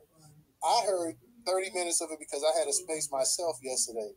So everything I'm hearing is second and third hand here. I was not in there. I did not vilify either side. I don't think vilifying either side is going to do anything. I'm nobody's goddamn groupie. So I wanted to just get this clear right here, because you talking like we all men up in here. Now we got some women up in here, but we talking like you talking to a man here too now. So I ain't nobody's goddamn groupie. So I want to know exactly, are you talking to me, calling me a groupie, or are you talking to some of these other fellas up in here? Because I haven't ran behind and clout chased behind anybody. I put my news out from my site. I try to go ahead and I try to get with like-minded people. I have never clout chased behind Jason Black. I have never clout chased behind Tariq or Secure the Tribe or anybody else on here. So I just want to get this thing right now. Whatever beef you may have from them, and I told them that earlier, I'm not in it. So, but I want to know exactly who's a groupie here, who's a little teenage girl here, because like I say, one thing sometimes about black men, and this is something that we need to address here. We can't sit up here and just have a civil talk without name calling and calling people out their names. I ain't no damn groupie. So unmute the mic, and I want to know exactly who you calling a groupie. I'm not directly talking about you being a groupie. I will say this though, because me and you are mutuals. I will say this: the line has been drawn. There is no misunderstanding. It is very well understood. It was a 4-hour space yesterday. Everything is clearly understood. It's two different sides now. It's two different sides. That's what I'm going to say. We do have some groupies in here, though, and I see them, but there's two different sides, and I'm trying to tell you that you don't want to be on the wrong side.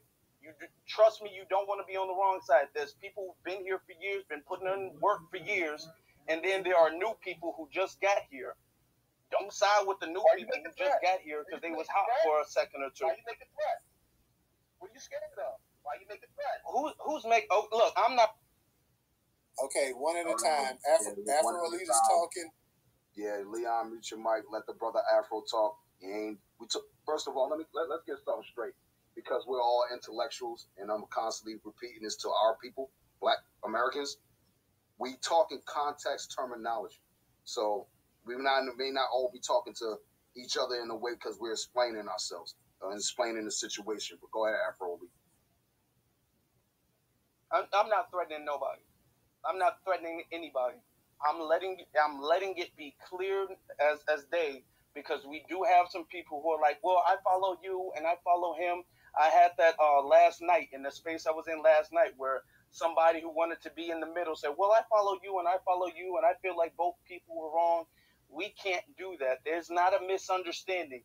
There was a group of people who've been calling people out, who've been doing wrong, who've been violating for months, and now they got called out. They are the ops. I'm just letting that be known. There's no in between. There's no middle. There's no, can't we all just get along? Can't we all just get along? We talk about the civil rights generation and how they failed us, and we don't want to get along with Candace Owens. We don't want to get along with Kamala Harris. We don't want to get along with Barack Obama. So there are some black people that we can't just all get along with. There are some black people who are just straight up the ops. There are some black people who just can't be compromised with. We're just going to have to move on. It can't be I just think we should all shake hands and agree to move past this. There's some black people you cannot just move past things with. And I land there, and I'm actually about to jump off the stage, but I'm just letting that be known clear as day right now. There is no middle ground. There is a line in the sand, and you're on one side or you're on the other side. Hey, brother, the only side is reparations. I don't like idle threats, man. White supremacy is I don't like idle threats. with Mexican. Hold on, family. We're gonna have some decorum. Yeah, I think that's disingenuous to my brother Newstoter, cuz and Newstoter nigga, we hit that fucking mute button at the fucking same time. I hit the goddamn button because at the end of the day, Newstoter already said he followed the goddamn. You hit it too, DJ, bro. Look, he followed Jason and he followed Secure the Tribe. He made points on both. Any man is able to choose whatever, any man or woman able to choose whoever, whatever they motherfucking want to do. And you don't have to feel reproached by no one. And this is what I say, you ain't gonna be sitting over here trying to call a group that's getting shit done, helping people goddamn get their lineage and shit right. Ops. Ops is a specific word for specific motherfucking people, folk. And that's what you ain't gonna do. Because what the ops really do, the real ops, they come in and they sow dissension and discord among the group. Okay? The real ops come in to make it seem like you got to be on the left side or the right side, when at the end of the day, both sides swing on the sword. So what you got to realize is that, hey, this dude had an objective opinion about what he wanted to take credit for, and we see this a lot, like we do if you in sports, you see them old niggas say, yeah, that was my dance. He got that from me. This was one of them type of shits. But the nigga was just real disrespectful with it. So at the end of the day, he ain't look at those younger people in his eyes with the same attitude that he treated that motherfucking Euro troglodyte that was up there with that rainbow flag that he gave all respect and due courteous to. And that's why the ancestors is floating right now, because they setting up a stage that you're going to fall on your truth or you're going to stand on that fucking sword. And what's happening right now, even my little baby agree, what's happening right now is my brother Newstoter just wanted a neutral space. So don't come in here trying to say he got to pick a side, be left or right. You over here, nigga, we heard what you saying. You slick talking. You trying to say, well, you got them over here. You got to make a choice. And that's why the brother felt that way, dude. You would have never felt that way and asked that question if it didn't hit you. So you are very right. Hey, little mama, you got every right to go ahead and check them and let it be known that, look, bro, don't come up here with that stupid shit. If you feel your way and that's how you feel, you ain't even speak to the goddamn title of the room. You just came up here babbling, just trying to shame tactic, and that ain't what the brother put the room up for. From what I know the brother to be, he talks and tells you exactly what his space is for, and he definitely wants it to be guided in that direction. And he said this is a neutral space. He explained that to April, and maybe instead of having your own ideology pass through talking points, you'd have heard that and been like, look, that ain't the proper venue to talk like this now. But we're going to keep it rolling. And please, when somebody talking, even if you don't fucking agree with them, we always want to have decorum with each other, because even if that person up there is acting up, you still hold character. So we're going to keep it rolling, family. But I definitely wanted to tell you news that, hey, brother, you know, that motherfucker was slick talking, bro. And that's why you felt the way you felt. And, yeah, we're going to keep it rolling, brother. I'll land on this in case you want to say something, brother. Yeah, like I said, I just want to try to keep this thing as civil and orderly as possible. Like I say, I know the topic of what it is. That's why I've been trying to stay away from the name calling and all this other stuff. I mean, like I say, we black people, we can think intelligently without calling each other names, calling each other out, questioning each other's manhood and all this other stuff. That's something that I'm not going to sit up here and go for. Like, I'm telling you straight up. Nobody ain't going to come up in here and question my manhood. And I know the brother said he wasn't specifically talking to me, but, you know, I felt a certain kind of way just how it was popping off. So, yeah, that's something that I'm just not going to allow to happen like that. And because we constantly keep having to hit the damn mute button and this and that, I'm writing down who's in what order, but I'm losing damn place of who's in what order because we're constantly having to tell people, okay, let this person talk. Okay, mute the mic, this and that. And that's not how we want to do stuff, man. Come on, man. We're better than that. We're supposed to be intelligent people. We're supposed to have some discipline. Let's go ahead and show that we have some damn discipline. We can agree to disagree, man. That's something as black people that we have not learned yet. We sit up here and the first thing we start sticking our chests out, having a pissing match and this and that. We're not going to do all that here. We're going to sit up here. We don't have to love each other. We don't even have to like each other. All we're going to do is come in here, say how we feel. The next person that comes behind you might not feel that exact same way. They may think you're full of it, but oh well. They're going to at least allow you to talk. You're going to let them talk without cutting in left and right, man. That kills the damn conversation. We can't have 4 or 5 people on this janky damn Twitter space up here because it's already jacked up, sitting up here interrupting each other. So let's go ahead and try to get some order back in here, man. Let's show that we better than this right here. Hey, with that being said, Todd, I agree with you 100%. Irish farmer brother for sure. So I'm keeping track of everything. So let Mr. Engager Black go, and then we'll let Sister Latajia go, and after that we'll let April go, and then Sonny G. But after that, drop y'all mic we down. We got some other people also that haven't spoken that want to speak too. So let's go ahead. Right. Go ahead. Yeah. I'll be brief because I want to. I'll be brief. Hold on. Just so we can get the order right. So go ahead, Mr. Engaging Black. We'll let Latajia go, April go, so they could just drop down because they already spoke. So they let them get their last words in, and then we'll let the new ones come up. Leon, Check, and Sonny, what's going on. But go ahead, Mr. Engager. All right, cool. Thank you. I just wanted to touch upon something from what I observed. One is it's really convenient and very strategic in how I will say Jason Black had his space because I feel it jeopardized Marcel's his candidacy as well as empowers the ideologies of Narcan and Cobra, which we are battling for when it comes to reparations. B1 is global, and that is Narc and Cobra's stamp.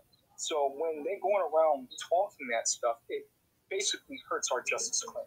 Just to sum it up, that's where the real static is coming from. Because I'll be damned if somebody try to take money from me and my family, and my tribe, and my people where I stand for. So that, yeah, you're gonna have some friction. That's just the reality, and that's just the truth. And real people stay in the room after they talk. They just don't say something and just leave. So let's talk about integrity of that, because I find that disingenuous as well. Thank you for that, my brother, Mr. Engagement. I appreciate that. I agree. Who is it on next? Yeah, go ahead, Latajia. Go ahead. Good evening, everyone. Good evening, Brother DJ, Brother Toter. What's going on? Nothing. What up? I am trying to remain and have been, because I, again, am not new to the work. I'm new to the spaces. So I have tried to maintain my neutrality this entire time. Yes, I follow people like Afro Elite. I also follow people like Brother Leon. I don't have to choose. I understand that. And I don't necessarily agree with making anybody choose either. However, when I was personally attacked earlier today, where something was taken out of context and I was blatantly lied on, then that's when I have to draw a line. But as long as that's not an issue, then I have no problem. But when people start scapegoating you and bringing you into something where you clearly wasn't the person that started anything, hell, I just got here, so I didn't call anybody out about anything. I didn't start any rumors about nothing. So to be told that, oh, well, you're talking bad about this person, doing that to this person and all this other stuff, that is not true whatsoever. So when that kind of stuff happens and the sheer amount of disrespect, okay, that is meted out by some individuals within the tribe, we could say the same thing with B1 as well. But either way, when there is a lot of disrespect going on, that's that's not good. And it's always been about the work when it comes down to Latajia, Copeland, Tyrants. So when I'm called out for something I did not do, that's it. I gotta draw the line with that. With that being said, love everybody. I'll land my plane. Thank you, Latajia. Can I respond to her because I know that this is directed towards me, and I only came up here to offer her a public apology. The video was taken out of context, and I am up here as a woman owning up to my shit, and I would like to apologize to you. Thank you. I appreciate that, KD. I really do. It just, like I said, that really hit me wrong. It felt bad. I didn't want to be taken out of contact, and it also reflects badly on the character of the person who did it. But I appreciate it. I wholeheartedly accept it. I'm a woman of my word. If I said something, then I will admit I said something. If I am wrong, then I will admit I am wrong. And yes, we can be a family and just respectfully disagree about some stuff. We ain't all the same. We are not all one thing, which is why I've always tried to maintain my neutrality. I'm not going to let anybody tell me not to talk to this one or that one or the other one. It's about what happens with me and that person, between me and that person. If I have a problem with that person, then I take it up with that person. Okay, but I'm not going to completely unfollow people that are part of the tribe or espouse to the ideology. None of that. I will not do that, and I refuse to do that, and nobody's going to pressure me into doing that, and vice versa. But I appreciate that, Sister Katie. I appreciate that. Absolutely, sister. I've made a mistake, and I'm rectifying my mistake. Look, I'm glad that y'all able to get that straightened out there. So that's definitely good that y'all was able to put your differences aside, and sometimes just say, hey, I made a mistake, and just move on, and it's not the end of the world. So I'm glad that y'all was able to get that done. DJ, who was because I see we got and let's try to get some people that haven't spoken. I see April had dropped down. So go ahead. Well, matter of fact, Sonny, you came up in a second, but let brother Check or whoever that is down there come on up for a minute. Hey, yo, can we just hold on, brother Check? I just wanted to take time to just fucking say, hey, man, let me tell you one thing that makes character, yo. I think Segway said it, one of the families said it. Nigga, humility is a showmanship of true character. Let me tell you one thing I learned in life. There's no such thing as humbleness without learning humility. I tell it to my wife all the time. Humbleness comes with humility. But let me tell you what comes with pride. Destruction. Biblically written. I read it somewhere. Pride goeth before destruction, and a haughty heart before the fall. But humility, family, that's God. So Goddess KD, you and your sister having that type of discussion in an open space like that, I just want to motherfucking say, that is what the fuck I'm talking about. And let me tell you, Newstoter, you ain't got to take sides to stand on the side of righteousness, brother. That right there, humility shows true character, true showmanship. And I'm going to tell you what, man, the way them sisters just had that, the way they just did that, that's how we grow as a family. That's not sowing dissension and discord. So there's no way that could ever be labeled as an option. That was how you build. That's how you build. And that's what a family look like, family. In case y'all didn't know, in the midst of all this misunderstanding, that's what a family look like. And I believe that's why this brother opened this space. And I'm going to tell y'all, I just wanted to let that marinate. That was so beautiful to see, even to hear. And they took care of their business like two grown women. And that's how we have to, as men, we have to take care of our business like grown men, not boys. Don't be damn 30, 40-year-old little boys. Be men. I got the line. Hey, brother Padrino, we're trying to bring you up. So just keep working. I think it might be your phone, man. I'm up there, bro. Okay, all right. That's all good. What's the word, my Philly brother? Go ahead, Check. Yeah, greetings, you know what I'm saying? Tribe, you feel me? A family, you know what I'm saying? Black America. Hey, I almost got to a car accident. Again, I wasn't really in the last space, but from what I heard, you feel me? I got a clear understanding of what B1 meant from the person who created it. I didn't really see any pushback on that aspect, you feel me? But when I hear that, I'm from me, it kind of gives me like a diet Pan-Africanism. I really want nothing to do with it. It comes to the point to where we have to delineate, we have to care about ourselves, you feel me? So we keep trying to fix everybody else. I don't really see how we're ever going to get ahead if everybody is not doing that. And everybody's, ethnic set tripping, banging they set where they're from and being proud to be where you're from. But when we're trying to get clear definitions and answers, I think people forget that the grassroots kind of determine a lot. So yeah, people work hard to be in positions, and I appreciate everything people have done. But we need to have conversations like this. I say for the last individual, I've tried to have like conversations to no prevail. I feel like certain people kind of thrive off of chaos. I'm not here to assassinate anybody's character. Their work shows for itself. But the problem I have with certain individuals with these spaces is, regardless of how I feel about some people, my Black American family, whether we agree or not, I'm not gonna allow any foreigners under no circumstances.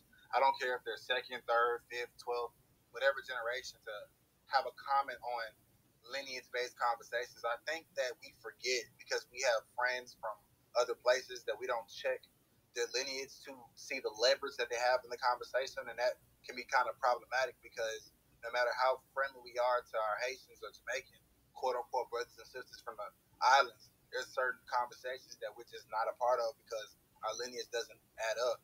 So I think it's just disrespectful now that people are trying to reduce our ethnic group to a fucking skin color. It's disgusting. See what I'm saying? So people can have their B1. I never really used it anyway. I hope people find the unity that they need. I'm here for understanding, and we can hopefully work for it. But some people care more about being accepted from their friends and care more about popularity and being the next, it person, it girl, it dude, than actual securing our lineage and delineating. So that's just what I have to say. Appreciate you stepping in and giving us a little bit of what you feel and everything like that. And if you already haven't, go ahead and please follow Newstoter on Twitter. Also, you guys, like I say, subscribe to our YouTube channel and also subscribe to the newsletter. It's all in the Jumbotron. All you got to do is click it and go to the site, go to the YouTube channel, and that's all you have to do. And everybody in here, if all you guys just 1 minute a day go to newsholder.com, you can change everything in terms of us becoming a more powerful site, reaching more people. In the Google Analytics, I can see exactly where my followers from Twitter go if they come to the actual Newstoter. So you guys can help strengthen Black media yourself. We don't need all this other crap that people say. All you gotta do is just click and follow, read one of those articles, and just click and go on the website. That's all you got to do. And if anybody likes to, you can also donate to us on Cash App. That's $Newstoter. That's also in the Jumbotron.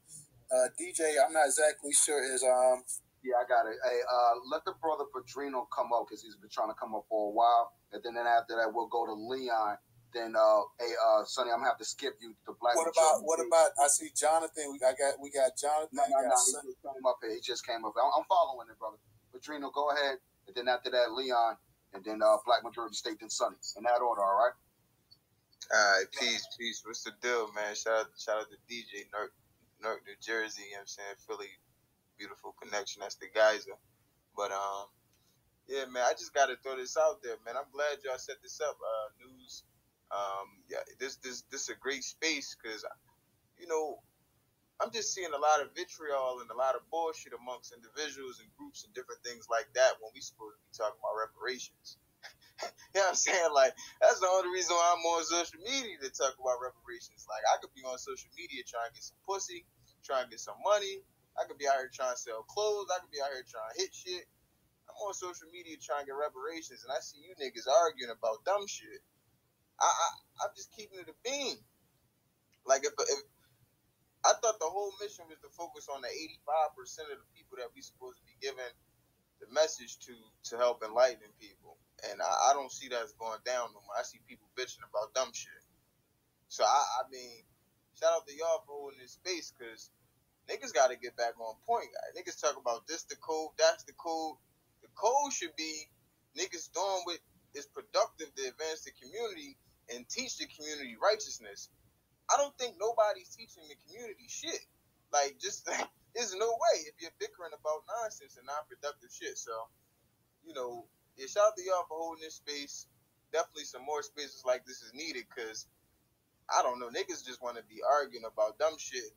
Niggas wouldn't even be arguing about the type of shit like this in person. This is like real life, social media, metaverse bullshit arguments. But, yeah, man, at the end of the day, yeah, niggas just got to get back and focus on reparations. That's the square that niggas need to be on. this other shit is a bunch of nonsense. You could be whatever the fuck you want to be as long as you support reparations. That's all that matters. But yeah, that's all. You ain't lying about that. This is we on some junior high, middle school shit here. So I definitely agree with you on that. We grown men, we grown women. We for the first time, and I don't know when, got this country paying attention to something. Reparations, something that they never want to even confront. We got even the black boule class in politics having to come forth. They can't just latch on to that Democrat tip anymore. They have to actually come up and say something about it. They can't. So we got these people attention right here. We don't have time for the distractions. We got to keep it focused. And my thing is, like I said the other night in one of the spaces, that I don't care if I don't see reparations in my life. I don't care if my kids don't see it. If my grandkids or great grandkids or great grandkids get it, it'd have been worth it just to go ahead and get this thing properly started and start to build it up for the next generation. That's what we got to do, man. We can't think about our lifetimes all the time. We got to start thinking like how white people and Chinese think. They think they have a 100-year plan. We have a month plan. If we can't get it done in a month or two, we just give up and quit. Can't think like that. You got to think about the long-term future of the black race. I'm talking about the FBA, the 8OS. I'm talking about the freedmen and the indigenous people and all of that. We have to start thinking about our long-term future, and that's something that we don't do, man. We're too short-term. We got that short-term memory. We need that long-term memory. DJ, who's up next? Hold on, before you go, DJ. Before you go, I want to thank Kimberly for also donating on Cash App. Thank you, Kimberly. I appreciate it so much. DJ, I'm trying to see what's going on. My hand was kind of up earlier. I ain't even hear my name in the line. Go ahead, because his hand was up for a minute. Go ahead, Shocking. Go ahead and drop something. All right, I appreciate y'all, family. Happy season by birthday to all my everyday family. I actually made a few points on this topic. Point one, Afro saying it was cool. It was a pick two sides, and it was that type of time. It really wasn't on that type of time. If somebody say it wasn't no misunderstanding, they tripping, because it was a lot of misunderstandings. We had reached common ground, then we passed it up. It is whatever. I don't give a fuck. It was misunderstandings. Point two, the first B1 argument, I remember with Booby, Nino, and Afro, and it wasn't even about B1. It was about the code. They were talking about that. They said that Jason had coined the code, and they had messed it up like that, when it was really these Fuller rights talking about Nelly Fuller is the only code. So he was really using Jason's name to beat with Booby from jump. Number three, Jason agrees with the Spirit of Tribe. Jason had told Booby, I don't give a fuck what nobody else heard. I was right there. Jason told Booby, okay, I'm on board with you. I'm 110% on board with you. Now what? That'll lose because Jason want to see what the tribe go do, and the tribe been doing work. So that's that. Point four, that space wasn't about security tribe. Afro Elite came over here and he was like, yeah, see, okay, yeah, that's the line, see that he made it seem like that space was about X and I security tribe. It was about getting shit straight, getting the meaning understood and stuff like that. It wasn't about security tribe. Point five, regardless if Foundation of Black Americans or Black Americans use B1 or not, we still kind of control that shit. You don't even got to understand what B1 means.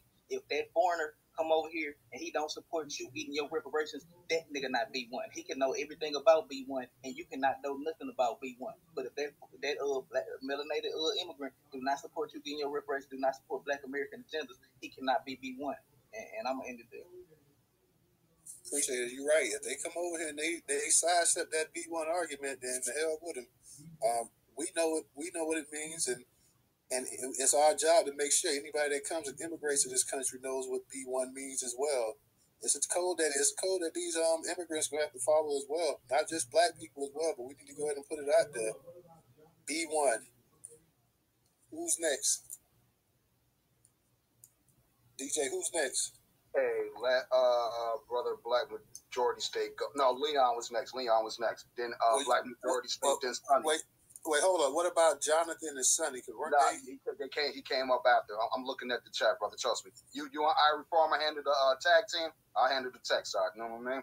And we can work it out like that. But yeah, go ahead, brother Leon. Then Black Majority. Then Sonny. Then Jonathan. Then Jonathan. You number 4. All right. All right. Thanks, DJ. Shout out to you, Irie. News.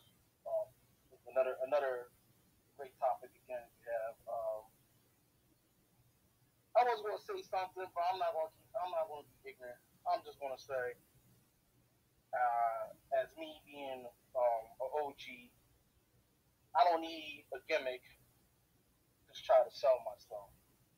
As far as if I have a business or start a business, I don't need to sow dissension in amongst people. My character alone stands 10 toes down, and I'm gonna land there. Definitely appreciate it. Definitely appreciate you, and definitely appreciate you coming into the spaces. I know you do that, and you and Black Majority, you guys, you show up and you go ahead and you drop knowledge and stuff like that. So I definitely appreciate you, Leon. DJ, go ahead. And who's next? Black Majority. Go ahead. Then Sonny. Then Jonathan. Okay, thank you, Newstoter. Thank you, DJ. Thank you, Irie, for hosting the space. I was in that space yesterday. For most of it, I sat and listened to all of it. It was hard to listen to be honest. I love Black Americans, native-born Black Americans. Period. There is nothing that comes after that for me. Everything that I'm doing, everything that I've been planning to do is for Black Americans and nobody else. Nobody else. If through some organization there happens to be someone who reminds me of the Jamaican on the California task force, who actually gets it and understands and he's willing to do for Black Americans, so be it. But I'm not doing it for him. I'm not doing anything for them. Everything that I do is for Black America. That's it. So if there's a line drawn, and I'm glad the person said that. I thought he was a straight up dude, solid dude. If he wants to draw that line, so be it. But I'm already on the line. I'm already on the side of the line. So for me, there's no confusion. I'm glad that there's clarity, and then we just proceed on and keep working. So thanks for allowing me to speak. As always, we appreciate you. Thank you for coming through like you always do and dropping some knowledge with us. Right, DJ? Hey, yeah, go ahead, Brother Sonny. But hey, everybody definitely go support Brother Black Majority State. For sure, that brother got bomb knowledge. Black Majority State, go follow that brother that was just talking. Go ahead, Sonny, go ahead. Yo, peace, family. Thanks, Brother Newstoter. Not Turtle. I said Turtle, goddamn. Newstoter, Brother Irie and DJ. What's good, family? Yeah. So, and my brother Blackboard, peace, family. I see you.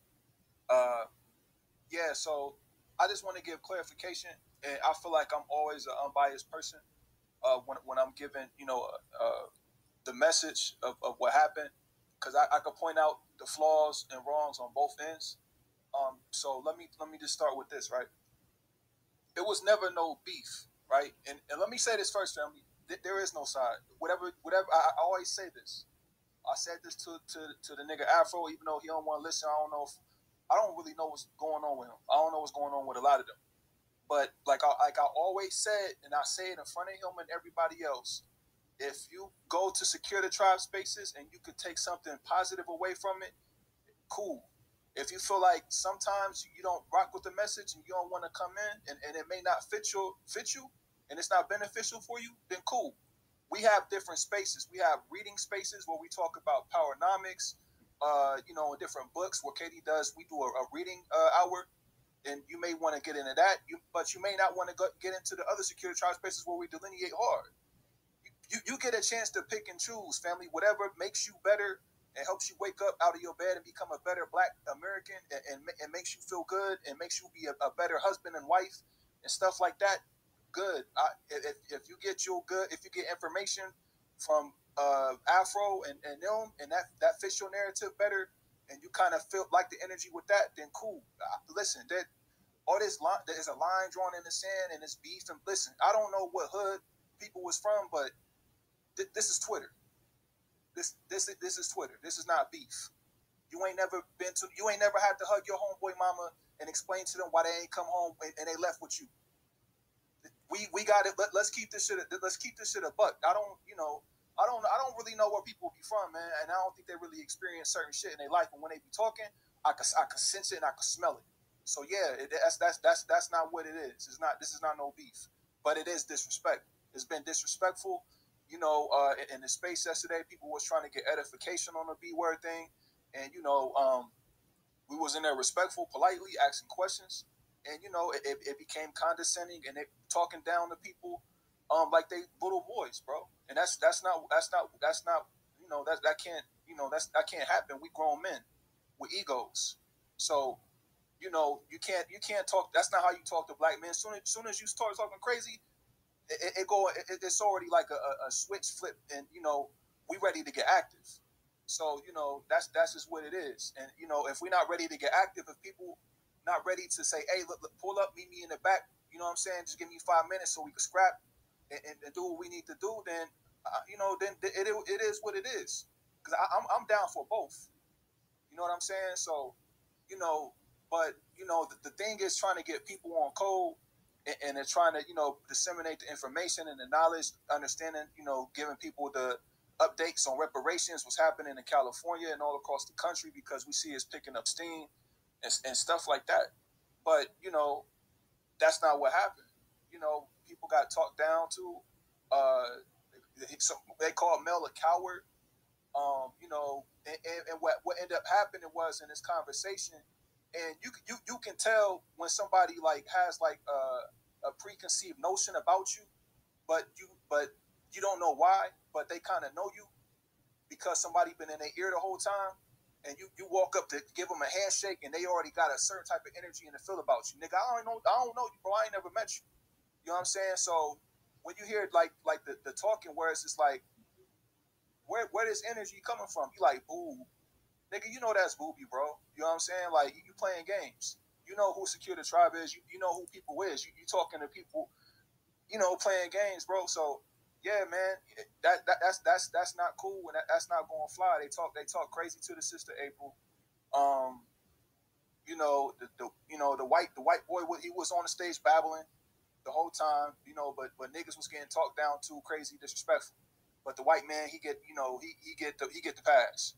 So yeah, I'm not really feeling that, and I'm not really feeling the B1 thing. But if B1 help you become a better person, then cool. All this shit cool, family. Whatever floats your boat, nigga. You don't gotta pick or choose nothing. If B1 help you be better, then cool. Rock with B1. I ain't never said B1, and I ain't never gonna say B1 because we the only black people in America, bro. I could tell niggas don't got no stamps in their passport and they ain't never traveled. When you go to Africa calling somebody black, that shit is like a slap in the face. They don't want to be called black. They don't accept being black. So we supposed to be calling people black, and they don't want to be black when they identify by their ethnic by their African tribes and stuff like that. They not black. Only people that's black is people that's in America, foundational black Americans specifically. They don't call themselves black. So that's just what it is. You know what I'm saying? So we understand when we say B1, it means Black America first, and we feel like when we do say B1, we giving our identity away. That's that, and I don't want to give my blackness away. You're not black.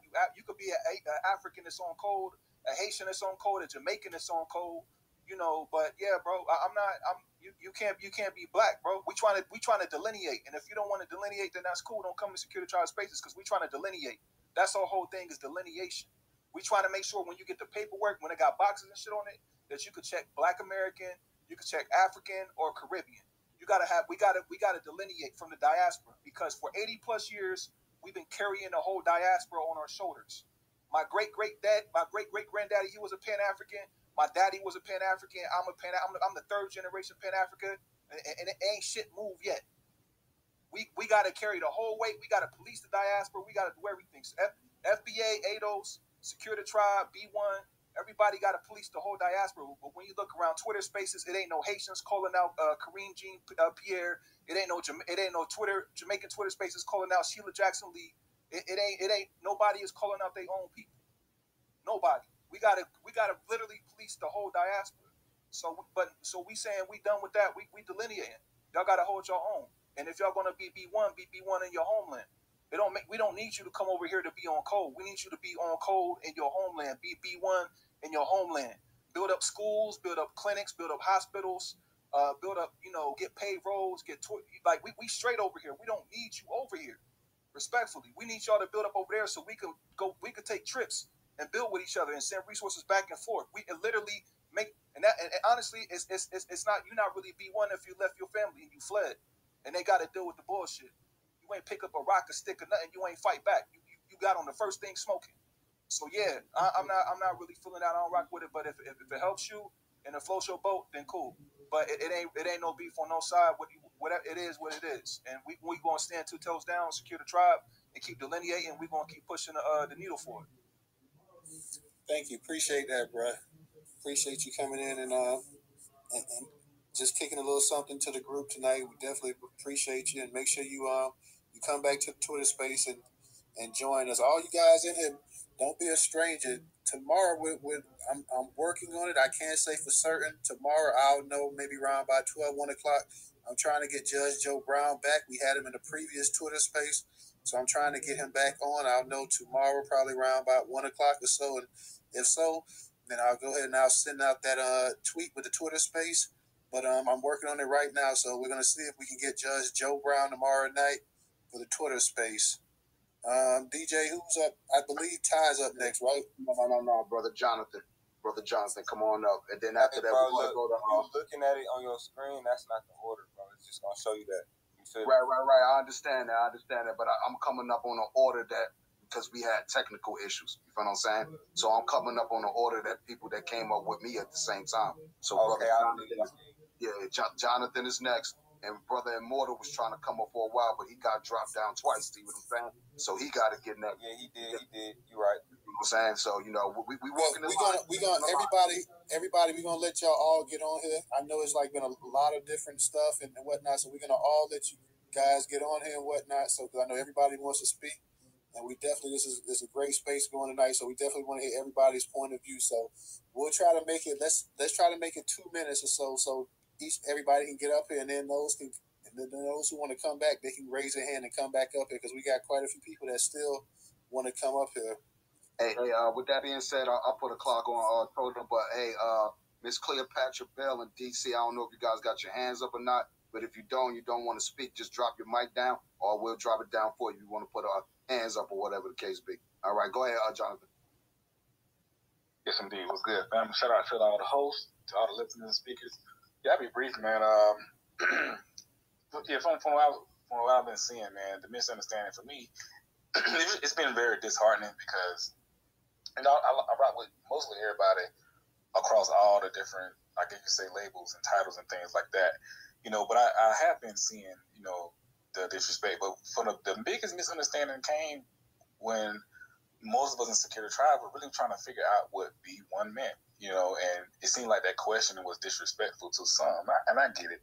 But I'll speak for myself. I thought, initially I thought, like many people thought, it meant just Black American First, like FBA. That's what most of us thought we were rocking with it and things like that. I never really used it much, but I just thought it meant that because it came from Foundation Black American, and so when talk came out that it meant something different, we need to get clarification, because in Security Tribe, we running on reparations and lineage and stuff like that. And so if we saying stuff like B1 and it's not lineage, then that's a problem. It's like, if you saying something with your bylaws and your bylaws mean something else, that means what you're standing on is not right. So it has to be clear and understood.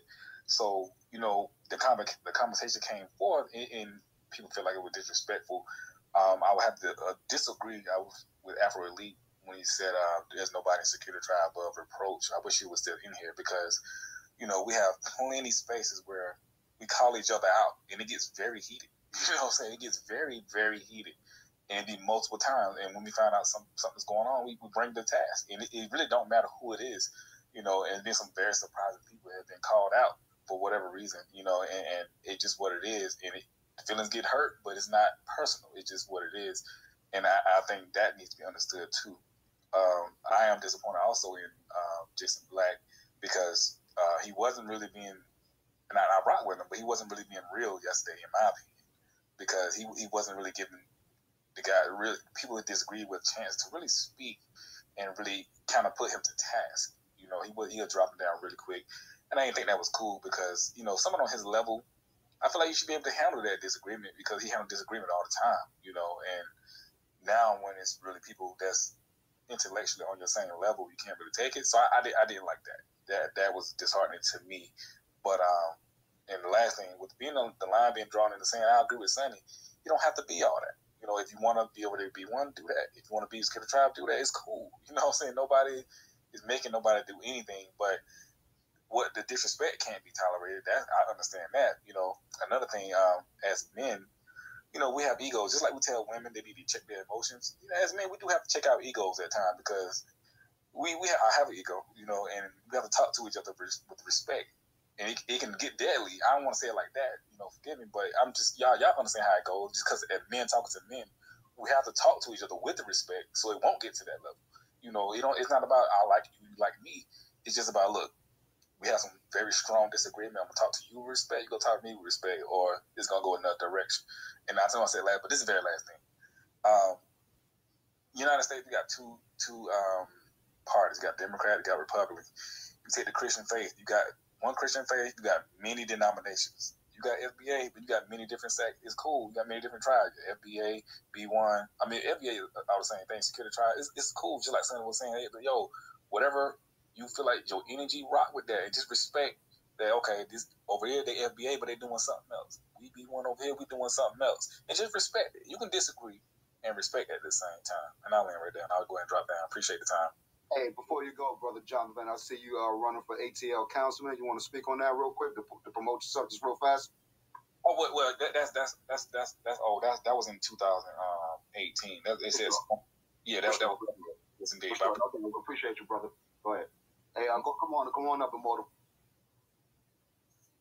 Right on, family. Can you hear me? Yeah, you good, brother. Go ahead. Peace to you. Right on. Thank you. Greetings. Listen, I'm going to try to make this quick, and I'm going to give it to you like it is. When the 30K space happened, we like to call it, there's more people listening to that, but people know what I'm talking about. When the biggest black space ever happened, something magical happened. Tariq came through, blessed the space with a few words, tipped his hat to the young folks who was out here doing it, and dipped on out. That was beautiful. But do you know, shortly after that, some people wanted to put a rift between Tariq Nasheed and the people who like to come to the Curator Tribe spaces. They tried to say that we were saying negative things about him, and we never did.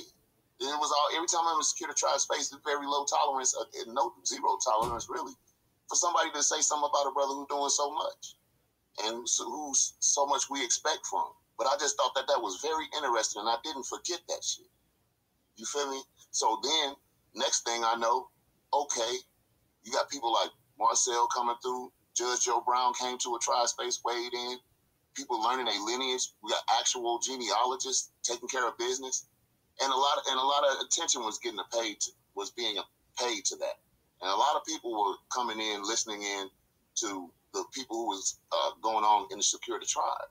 Okay, so my thing is this: you can't stand in front of me, and I hope nobody comes off their mic because I'm gonna try to make this short. Afro Elite is what I'm talking about. You can't come in front of me after sitting in space after space, hours after hours with people. Then stop coming, then come back and say, with accusations of women threatening you. Oh, you threatening me. You're in a hate group. You're in a group. You're a gang. Oh, you attack me. Now I'm speaking for myself. Understand that. I speak for myself when I say this. You can't come and tell in front of me and point at these activists doing some of the same things that Medgar Evers did. You can't point at them and say, oh, well, I'm following you around into your private Discord rooms where you're trying to have privacy. He admitted that in front of many witnesses that was in the room. He was bold with it. And he came in and he said what he wanted to say, which is the information I'm giving you now. And that is, he accused us of being in a hate group, a type of gang. He accused us of attacking him, Nobody's attacking this little dude. He accused us of threatening him, different ones. And he said he wanted to see us disband. He admitted to surreptitiously going in groups and hiding in there and trying to figure out what they saying. He told me personally that if I didn't quit coming at him about this weird stuff that he does, like these spaces, these demoralizing spaces he holds with white supremacist talking points, that if I didn't quit coming at him about that, that things were going to get ugly. He threatened y'all in here, and Leon was smart enough to catch it. That's a veiled threat. And why wouldn't Jason Black and some of the people who originally started doing the security drive, why wouldn't you sit down and have a civil conversation and figure out where is all this coming from? I'm telling you where it's coming from. It's coming from Angela Davis. It's coming from Al Sharpton. It's coming from William O'Neill. It's coming from Jesse Jackson. It's coming from Afro Elite. And that's my word. None of this security job was doing just fine, doing good work. People who were repping B1 was doing just fine, doing good work, and everybody was coinciding, and we was listening to them, and back and forth in between groups. It was beautiful. And the only one that really don't want to see that shit happen is him. And whoever, I'm saying, that's, them tethers he run with, he in groups, he holds spaces. Good people go in there, and he sits and let tethers arrogantly insult the foundation of Black American women who saving whole Black towns. So I'm gonna make that. I guess I'm gonna land it there. That's my word. I'm speaking for myself. It ain't for me. It's not even up for discussion. When you see what you see, you don't ignore it. You're making changes in the world. People are listening to you. You're not gonna get it. You're not gonna go through this without pushback. You can't afford to be goofy. I told you what it is. When you see people acting like that, y'all peeped it. Don't let it slide. Don't let it get past you. I land. Definitely appreciate you chiming in, Immortal. And it's like I said before, and people are like, nobody's going to tell me to draw the line anyway. I respect the brother. Do your thing. I've been in security tribe spaces before. I enjoyed the content. I've been in B1 spaces. I consider myself a B1 person. I enjoy a lot of B1 spaces. I like the name that they came up with. I thought that was a hellified name. The same way B1 is a hellified name. Security Tribe is a hellified name, and I give them props. And like I say, I want to see them keep doing it. I want to see them keep putting the pressure on people. I want to see B1 keep putting the pressure on people. That's what we're here for. So nobody's gonna tell me that, oh, you can't. I mean, please, this ain't the 90s. I'm not back in the 90s. I'm not a teenager where you can tell me I can't like Tupac and I can't like Biggie. Nonsense. Okay, I can like whoever the hell I want to like. I can listen to whoever I want to listen to. I'm gonna support them.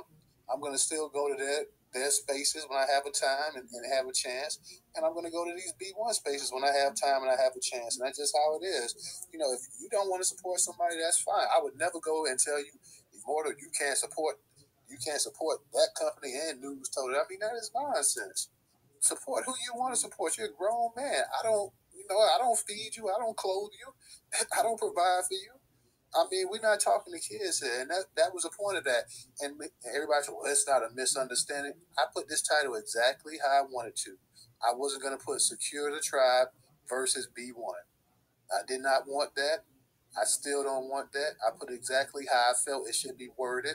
I felt it was more of a misunderstanding, and maybe people took it deeper than that. Maybe to some people it wasn't a misunderstanding, but to me, that's as far as I'm willing to go with it.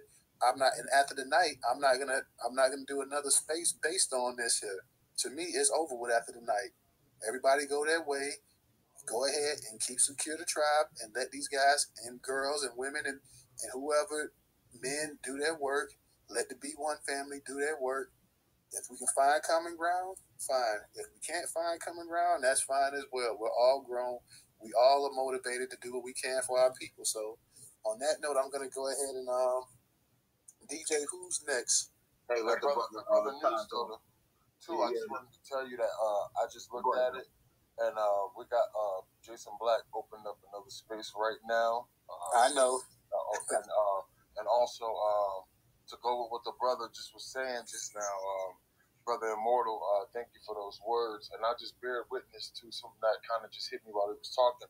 So I was in there doing dishes and stuff, and I'm like, yo, it was like this conversation that was had, and it was like a leading conversation. You know, like I do journalism and I got a history background. So it's like the way the question was framed, it was like kind of trying to, I think, Booby or Mel trying to position them in a way of answering a question about, you know, like this B1, you know, if a person comes from another country and they come to America and they start doing stuff and helping Americans, is that B1 and is that the new, is that the way? And so we was just saying, like, Black First just comes from America, right? It's just from here. And then that's just how we was. Like, it's a background. It's actually come from a background, a bloodline thing. So when he framed the question, he didn't make it where he was trying to receive information. And also, it was just, again, a leading question. I'm sure you know about that, Brother News, also in journalism too. But it was also just another, I bear witness to something else that Brother Mortal was saying. Like, when you come into the spaces and you leave, you know, like you just say what you say and then you leave. Like him, I see do that, and I actually got bold. I'm glad, you know, the ancestors with us, brother. That nigga was over here. I don't know what he wanted to say to me. I have him blocked. I don't fuck with him. He is very much, I find, undermining. He may come off like that hot cold. You feel me? Like, so I like lukewarm type vibes. I just spit him out, like just on some us shit, you know. But what that brother was just saying about Afro, the way that question was framed, and then breaking it down, like, okay, well, who sent you? You know, like, who shot you? You know, we from the streets. Like, so when I see like that, it's like, okay, this is Al Sharpton and them guys. Like, this is their folks. Like, I'm not saying he is to the degree of I know for a certainty, but maybe, kinda, you know, I don't know, could possibly be so, you know, potentially. That motherfucker was sent to do something, just like that boy was sent who only campaigned in front of the liquor stores and out there in the streets. But the folks don't even from that area don't know him. So it's like we seeing as we get close. And this is what we met too, Newstoter, like in my space where it was like the closer we get to our reparations, the snakes come out. Like, and then that's true. Like looking at things now, look at where we at. Like look at today, look at now, look at the now. Like you said, look at they got a space going on right now about this topic. We talking about it here. But just 3 or 4 days ago, we was talking about, hey, man, we getting close to this reparations. I see all this funny shit starting to come up. We getting real close to this reparation. And we got sisters doing the work. We're praising our sisters. We got beautiful testimonies. Our brothers going through finding their lineages that Sister Cherie left up in the board. And the brother healed so many generational curses. We got groundbreaking spiritual shit we doing and effectuating on this Twitter space. Because, again, we just holding space. But then we see, like, all of this usurp of shit. Like, hey, you better choose a side. You better stand over here. The line has been drawn in the sand. Like, what the fuck, nigga? You just threw a jersey on me and I'm on this team? Like, I ain't say I was fighting, nigga. I know I play sports, nigga, but I'm sitting in the stands today. I know you might have seen me walk up and down the sidelines, my nigga, but I'm not fucking got no shoulder pads and no cleats on, nigga. I'm in J's. I'm sitting here in jeans. I don't even got my wrist tape. Yeah, I was out there with you at warm-up. But I ain't fucking going ahead and trying to go in the game and line up with kickoff done. Yo, chill, B. I'm over here sitting back as a fan, and I'm looking at the teams play. And I'm looking at each team, and I'm saying, okay, this was a good game. When I get done, I'm going to go ahead and analyze the perspectives of the game I had. But I sit in the seat. You might sit a seat behind me, and you see the game from your perspective. I see it from mine. And it's respectable because you paid your price to be there like I did. But nobody deserves to come up in the stands and throw some fucking cleats on you, throw some shoulder pads on you, throw the ball in your hand, tape your ankles up, put these shorts on, and get on the court. Nah, nigga, that's plantation shit. That's why I left that shit. That shit is a whole nother plantation, and the mindset that comes with the person that makes you think that that's what you got to do is the slave master to the slave. And that's why it's real important that those lines, as we get close to this reparations, be understood. Who's trying to put us back in the fucking plantation perspective, fucking up our lineage security, that puts us in a plantation security risk. You can't talk reparations without understanding if your bloodline from your mama or your daddy gets you back to those chattel slave fields. Otherwise, you out of that conversation. Why? because we got so many usurpers, underminers. Once I get off my Twitter ban, I'm going to go ahead and show you another one of 2 more days, brother, where it's an Asian woman that's a congressional person in California. This woman's saying that us getting reparations makes them unsafe, bro. And I'm sitting here like, whoa, this what's going on in these areas, and we wonder why we don't got it. And we got clobberning them out here, putting anti-Asian hate, stop Jewish hate, stop anti-lesbian hate, when we are actually in danger in the streets and getting shot, and nobody's protecting us. And Secure the Tribe is taking an organic stance. April, Cherie, Yaya, and KD, they help people for free to do lineage. All these folks that I mentioned outside of them sisters, they get paid from us to protect us, and they don't.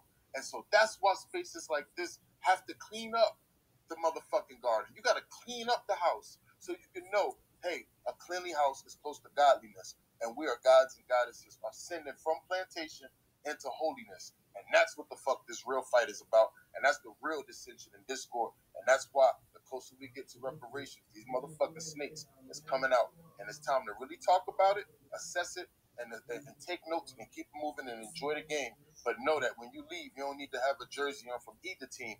You just enjoyed the game. I land, yo, B1. Absolutely. We're going to go ahead and take our last 4 callers for the night. I believe we're going to go, I believe T-Way is next. Then No, it's Henny. It's Henny. Yeah. Henny. Hey, Chuck, hold on a second, Henny. Did Henny go already? No? No. He just jumped in by mistake. So we're going to let the brother go. Even though we should put him down last. Okay, before we go to Henny, though, let's make sure we got the order right so we don't mess anything up. So we got Henny, then we got T-Way, then what about Ray, and low key, then Ray. Low key, then Ray. Low key, then Ray? And that's it for now. And we got DC. We got DC too. Yeah, that's what I said. Henny, DC, T-Way, low key, and the Ray.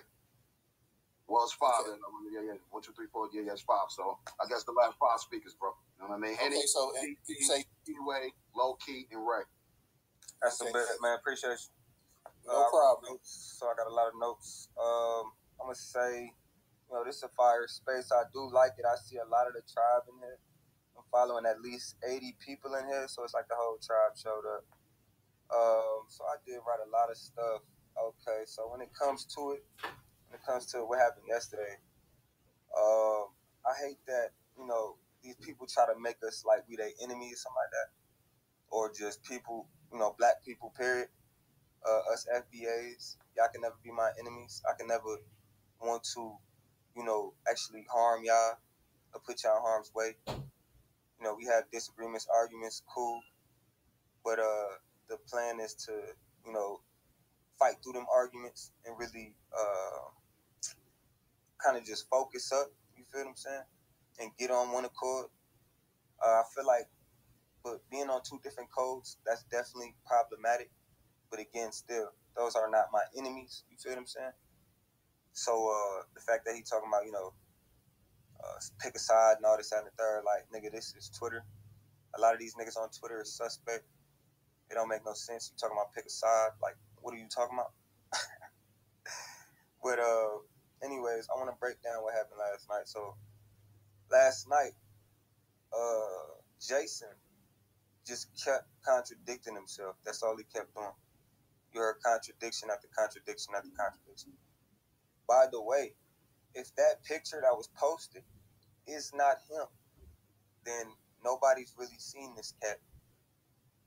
He's a faceless YouTuber, is what Yvette Carnell called him. Because he was sliding in her DMs in 2019, trying to get her to do a podcast with him. And she said, okay, I will, but send me a picture of your face. And this motherfucker said, why? And Yvette Carnell said, well, I want to see who I'm talking to. And, of course, it never happened. They never sent the picture, and then Yvette Carnell exposed him on Twitter, but whatever the case is.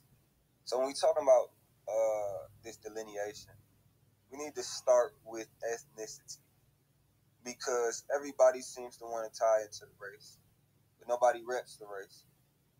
And then people, nationality, that's a different thing. We talk about these people in other countries, right? They don't identify with their nationality. They don't identify with their race. They barely be identifying with their ethnicity. They be identifying with tribes and shit like that. But let's just say that they identify with their ethnicity, right? You know what I'm saying? What he was saying yesterday just made zero sense. So Pan-Africanism is everybody everywhere. What he said put us at such a bottom of the barrel is crazy. He said everybody who comes over here that gets on code with us basically is like they can be B1. You know what I'm saying? You can support B1 in my eyes. Well, not B1, but FBA, because he kept contradicting himself. So you can people can support us from the diaspora. There's no way they can be us. You can only be us through lineage. Doesn't make sense. So people trying to make it as FBA is like an ideology. Like, oh, if you raised in black neighborhoods and you know what I'm saying, you grew up with FBAs and shit, nigga, then you black, you FBA too. That's not how the fuck it work. This shit a lineage. You feel what I'm saying? There's no way that we can tie y'all into our ethnicity. You know what I'm saying? We already know black is not even a word over there. But the problem is we living in today's age and people taking such a small scale of history. You know what I'm saying? Because niggas' grandparents and great-grandparents, them motherfuckers, them niggas is speaking whole different languages. You telling me this nigga identifying with us? Is that what you telling me? This nigga don't even speak English. Like, if we really being real, what the fuck is we talking about?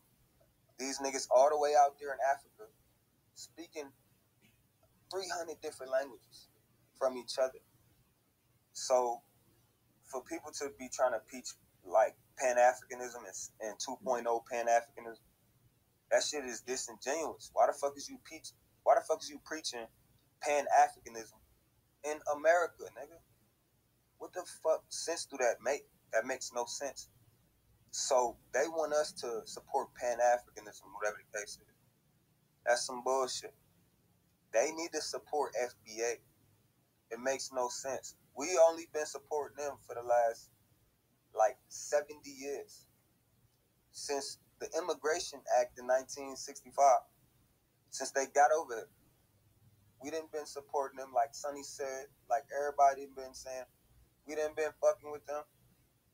But it's not reciprocated on the other end. And people say people in Africa, it can never be united. What the fuck that got to do with us? Don't really put that on us. But for you to say, for him to come off the mic as soon as he started his podcast yesterday, go listen to the first 5 minutes and talk shit about Africans the way I'm talking shit about Africans right now. And I'm not even talking shit, I'm just keeping it real. But saying what he said, he basically saying what I'm saying right now. And then goes into his dialogue and contradicts himself. He literally, words come out of his mouth that say, right? He said, they're a backstabbing culture. A lot of people from the diaspora, they have very backstabbing cultures. He said when he, tries to go on his little rant and shit. You know what I'm saying?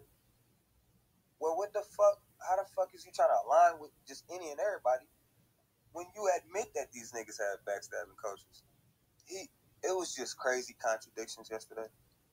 But the real problem was Secure the Tribe was already booming, and somebody had already been talking to him and telling him that Secure the Tribe is booming. Because yesterday, every time, like Booby or Mel or Sonny or KD, I don't even think you knew who I was, but they kicked me off the stage ASAP because I already peeped the nigga energy type shit. When you let a white supremacist, a fucking gay white supremacist, come on your stage and preach his agenda and talk about G1 and all this and the third, like that shit to me was crazy. I don't really be tweeting. Check my tweet. I don't even be tweeting these niggas. That shit yesterday had me fired up. I ain't gonna lie. That shit was different. I haven't seen niggas really do no shit like that. And then disrespect us and put us on the opposite of enemy lines. Like we ops. Nigga, we black. Do you understand? Did you hear what the fuck we was saying? So we saying, hey, we trying to fuck with FBA first. You saying you fucking with FBA, but you want to fuck with other niggas too. Okay, even if you saying that, why the fuck is you getting mad at us? You should be fucking with us tenfold. We are FBA. What the fuck, nigga? Make this shit make sense. Who is your enemy, nigga? Who are your ops? So that's when I just realized, it's some podcast shit. Twitter shit, you know how this shit go. But, bruh, I ain't gonna lie. That shit had me fired up. That shit was very, very painful to listen to. Even though I had to go back and listen to the screen recordings. But I insist everybody, go back and listen to them screen recordings. You gonna see what the fuck I'm talking about. That shit is sad, family, and I know he probably in there doing it right now. Hopefully he not recording this space, because if he do, I'm gonna go back and listen to it, because he blocked me, of course, he blocked everybody. He was scared of the competition. He was scared that somebody was gonna call him out on his, it had no tangibles, no tangible ideology. You know what I'm saying? If we really being real, that's no tangibles for foundational Black Americans. He says, hey, we're at the bottom of the bucket. Let's invite other people to be at the bottom of the bucket. Then, we have to teach half of these motherfuckers. Because they don't even know nothing that we learned, nothing that we've been through. Oh, by the way, they're going to be assholes and tell you who you are. And get your history from the white man. And basically undermine you. What the fuck type shit is that? We really got to be real about some of these conversations that we have. But I don't want to rant too much. Everybody's ranting, so I had to get my shit off. I appreciate y'all for letting me get my shit off for real, man. I'm going to tweet the space out. You already know what's up. Newstoter. Yes, sir. Do you have a picture, my brother? Because now this picture shit is like haunting me. You know what I'm saying? I'm gonna just be real about it. I gotta see niggas' faces. Hey, I feel you on that, man. Yeah. I got a picture. I just ain't got it out there, but I do definitely have a picture. He's a brother, Henny, for sure. not even to play the color spectrum, but he's more chocolate than me. No, I'm on. Nah, you definitely sound more like a brother than that other nigga yesterday. That nigga sound like a whole goofball, but I already know what's up, man. Peace to the family, man. Facts. Hey, man, if you haven't, go ahead and follow Newstoter on Twitter as well, too.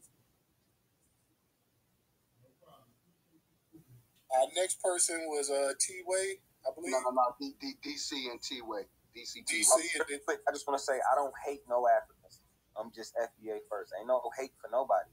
FBA first. I'm going to go back to the list. No problem. Appreciate you speaking. Go ahead, DC. Unmute your mic. Okay, can y'all hear me? Yeah, you good, brother. Go ahead. All right, appreciate it, man. First off, I want to thank y'all for holding this space. Newstoter, I want to make a humble request. If you could put a link to a PayPal, Venmo, Zelle. I don't rock the Cash App, but I want to get something your way. I just need another way to get it to you. If you go to my profile page on the little $, they got the Venmo thing on there. So you can go ahead and, if you want to go ahead and do that. PayPal, I got to get that straightened out. I got a PayPal, but that's for a reoccurring, so I got to get that straightened out so people can go ahead and just donate $1 or whatever they want to. But if you go to my profile page, you'll see with the $sign on the profile page, I have a Venmo there, so you just click on that and you can go ahead and make a payment there. Okay, I'm gonna do that as soon as I hop off the stage, man. So shout out to all my tribe family in here. It was good to see Katie and the sister earlier squash everything. I love that warmness is something that I cherish, man. I love that. Shout out Sonny and some of the other people that I rock with, April. But unfortunately, I gotta disagree with a lot of my Security Tribe family on this particular B1 situation. Just like Henny was just talking, I kind of disagree with everything he said, because Jason Black, like, what I realized is that a lot of y'all just came into the knowledge of who Jason Black is. Y'all seen B1 before y'all seen him.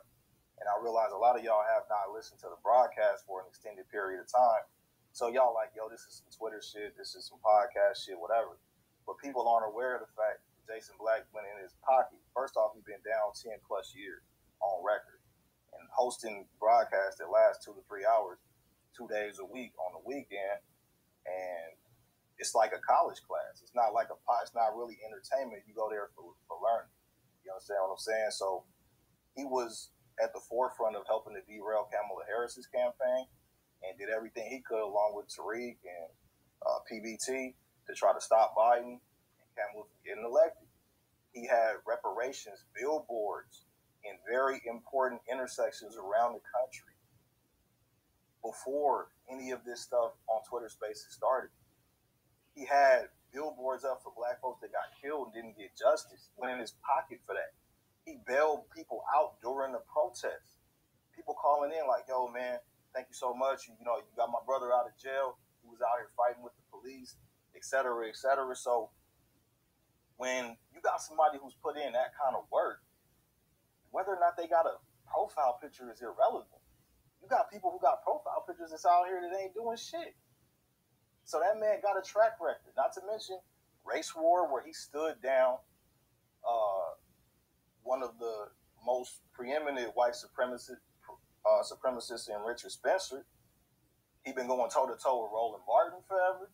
I mean, the man got a resume. So when you have a resume like that, I thought it was out of bounds when I saw Mel yesterday saying, Jason Black off code. Well, with all due respect, my nigga, you ain't been around long enough to be able to say who's off code and who's not. I don't even know if you really understand what the code actually is. I think you might have your code, but the code, I don't think you understand. Because if you did, you wouldn't have said that the man that's been here putting in work is off code. That's impossible. So, with that being said, B1 and the secure the tribe / FBA mindset, they actually fold into each other. Because a lot of people are misrepresenting what Jason said.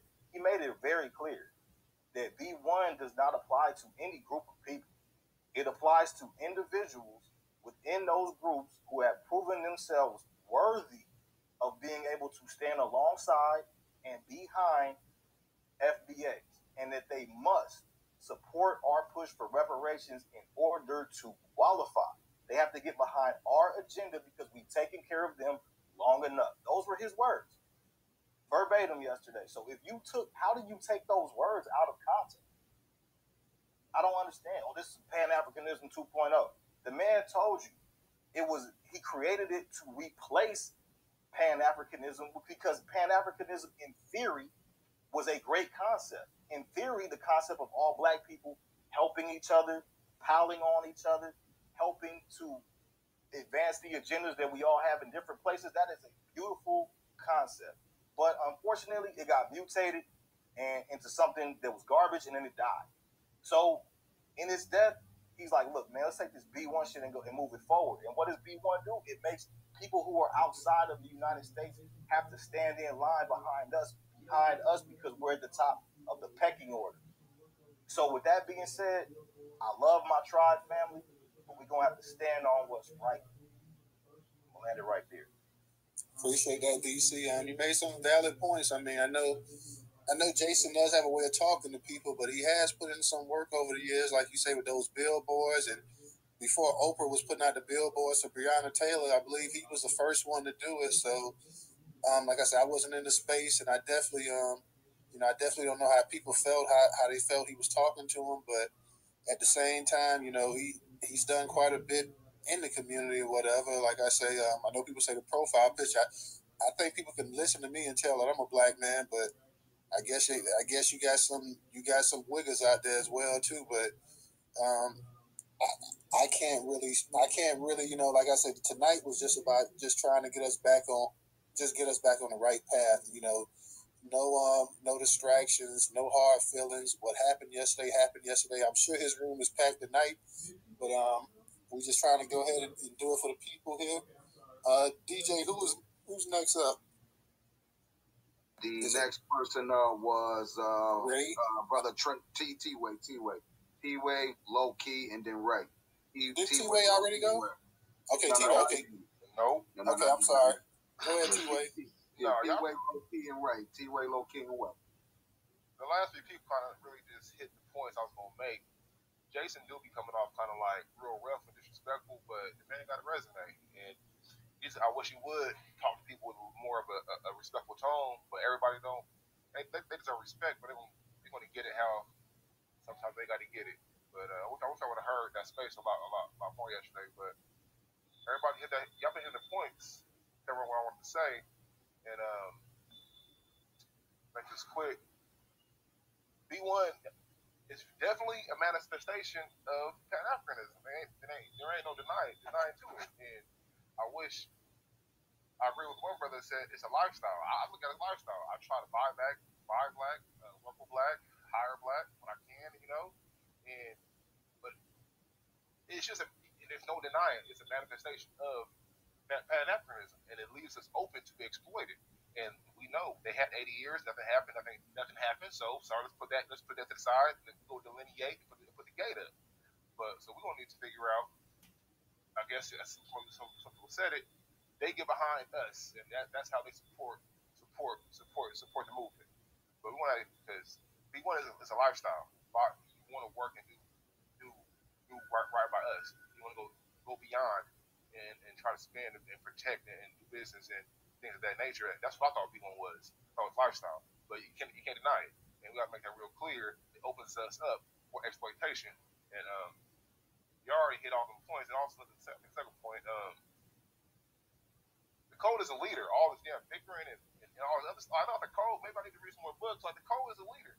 That reparations is the clear delineation, it's the clear fine point. There ain't no other misinterpretation of it. And if you are sidestepping it, confusing it, getting muddy in the water, it's an easy. And I think we need to just like somebody said prior, working together. Y'all might be in that side, have that way to do it. Y'all, the tribe might have their way to do it. But like the man said, the sword is sharp on both sides. So you cut both sides of the sword. So we need to let the code be the leader and get back to the business at hand. And y'all, it's a great space. It cover a lot of points. A lot of smart people in here. I love it. And I'll land it there. But I do want to Judge Joe Brown. If you do get Judge Joe Brown on here, let's make sure we know where he is on reparations. I see some couple points he might not be behind it. Let's put him on record. Make sure he's real clear. Get him early so he can say how he feels about reparations. And I guess I'll end there. That's it. Appreciate you, T-Way. Thank you for chiming in. Ray, you're next. You're up next. No. Low Key is next. Before you go, Low Key, then after that it'll be Ray. But hey, T-Way, we have a space podcast already here on Twitter under Newstoter with Judge Joe Brown. I'll send you the link if I can find it again. Okay. Well, go ahead, Low Key. And also, go ahead, brother. I could chop it with brother DC mentioned something, and also the brother brother who just was talking kind of brought it up to me. It's like, yeah, like we supposed to have respect, man. Like we grown, you know what I mean? Like you hear my babies in the background, like you know how we get down. I know you got a family over there. I hear sister Yaya babies in the background. You know, we all some of us we even got grandmothers. You know what I mean? Like you got to understand that you can't talk to us that way because this is why the ancestors are so beautiful. There was a troglodyte that came in the room that was allowed to speak first, and he was allowed to speak with such patience and such grace. He was given a leeway to make his point. He was given an avenue to go ahead and actually go ahead and land his planes. He promoted his agenda, and Jason wasn't disrespectful like that.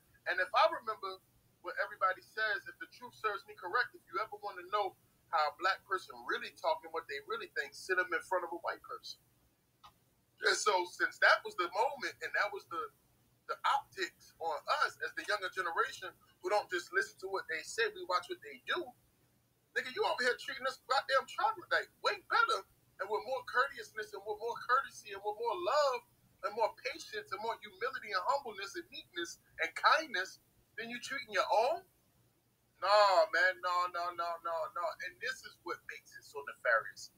This is what I think even he fails to recognize, that we watched him. And look, when I watched it, I was not in real time. I was doing something else, so I was listening to the replay.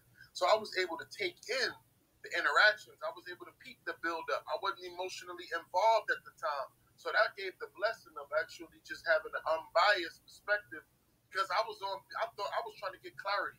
Again, that's what I went to the space for, to gain clarity. So I could feel like we could finally land and get this miscommunication out the way, like the brother Room is kind of stating. But what I heard was this openness of acceptance and love, and okay, well, you have a good day. And then when we get to our sisters, oh, this is a coward. This is what cowards do. Oh, boo, huh, boo, huh. And I'm just like, damn, like, where's the respect at? Where's the courteousness? Where's the way you was just treating up that white person? Because that's what you taught us, that if you want to know what a black person thinking, sit them in that position and see how they act and how they curtail and see how you act amongst us. And I think that's really where a lot of people's real emotional from the family come from, is that it wasn't that reciprocal love, man. And everybody know, just like Brother Newstoter, when the homie Afro Elite was talking and he was making all of these claims, shit, we both got damn muted at the same exact time. Why? Because it felt like he was talking to you. So in a way, you can be relaying a message, even though, I mean, you could be conveying a message in the way you say certain things and the way your behavior, because that's another form of communication. And so when you speak like that, when you throw inserts like that, and you got this courteousness or this couture about yourself in a certain manner, one can objectively make an opinion of what position you're taking while speaking to me. So when they were listening as the family, I heard humility. I heard even a sense of humbleness and meekness, even in Mel and Booby. Like, I'm talking to an OG. But nigga, I don't give a fuck who you are, how old you are, man. I got kids. I'm going to be that motherfucking OG one day, and you ain't going to be that motherfucker to disrespect me. No, you ain't going to sun me. Why? Because I'm here on the same battlefield ready to take bullets and shoot like you. So you cannot look at me. That's why on the battlefield, it ain't an 18-year-old or a 30-year-old. They soldiers. They're generals. They're lieutenants. There's rank and file. But at the end of the day, when a superior talk to a person like that on a battlefield, no, you ain't above reproach. And I think right now, this space and a lot of the spaces that's happening is to clean up the are you above reproach notion, because you created some shit 20, 30 years. Yeah, you still, Brother Marcel held it correctly. To be B1 and to be on code is an everyday assessment. If you fuck up today, we look at what you did today, and we look at your past, and we got, like Sister KD said, we can go ahead and write some healing remedies, and you can do it, and all is forgiven. Or we can fuck around and say, hey, this right here is unforgivable. Or we can say, hey, we don't really fuck with you that close. We're going to space it out a little bit, but we're going to watch you. We can still fuck with you a little bit, but we're going to fuck with you from a distance. Every street nigga know that. And this is how I think assessments is made, and I believe it's healthy. And it's a form of pruning, and it's a form of tending to the garden that must be done. And I think that's really where that heat come from, Brother Toda. Like, we watched you treat the opposite, the complete opposite, the white male homosexual. That's the complete opposite. But you treated them with grace, respect, and dignity. But when the black youngin come up, oh, this a little nigga. Look at this immature person. This is how these youngins. It's like, damn, bro, we grown ass fuck. We got kids, bro. Like, you tripping. And that's where they think these OGs miss us at. And they're not really held to be accountable like this, because they probably couldn't do this to their older uncles and shit. And I land. Appreciate that. Very insightful. Low Key is a DJ, I believe. Low Key. Low Key, come on up. And then Ray after that. Low Key and Ray. R-E-Y, Ray.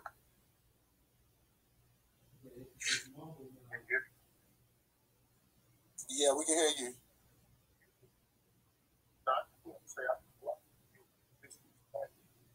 Say, hold on, Low Key. Fix your mic. It's like, I can't hear it. I don't know. Yeah, it's mumble now. Yeah, it's mumble, brother. Know what I mean? Hey, let Ray go, Low Key. We'll come back to you if you need to drop down. Come back up. Go ahead, Ray.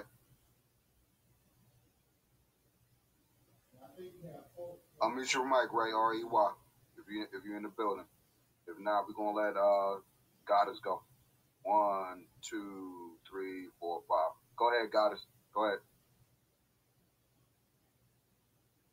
Now, I think we have Folk. Folk has a hand up. Folk. Okay, yeah, I got the tablet landscape mode. Go ahead, Folk. Then Goddess, if Ray don't come back on. Go ahead, Folk. All right, what's going on, family?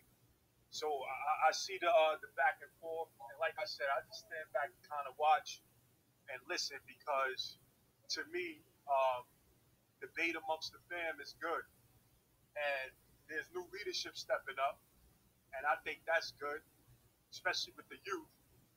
And I would never want to kind of deter that. And you know, when you have strong minds and strong opinions, you know, you're gonna have good conflict, healthy conflict, which is needed. And you know, I think may the best and purest ideology win. But you know, on both sides, I've kind of heard things that I agree with and that I disagree with. And you know, speaking to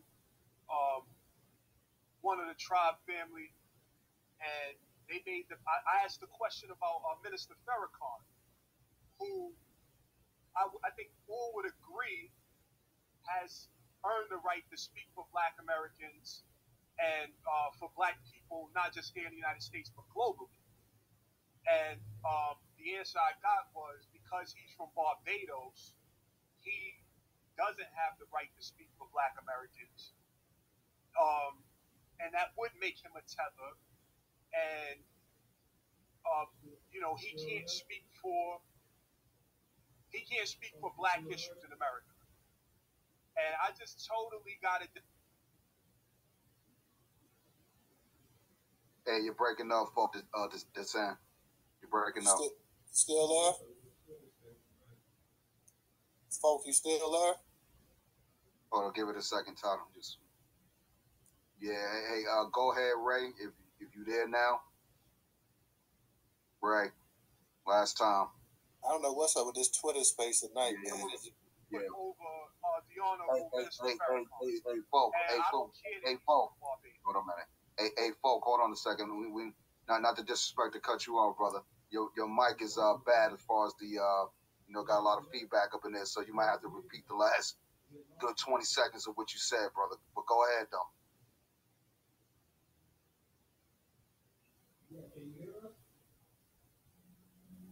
Hey, Folk, you there? Hello? Yeah, are you there? Yeah, we can hear you now. We had lost you for a minute.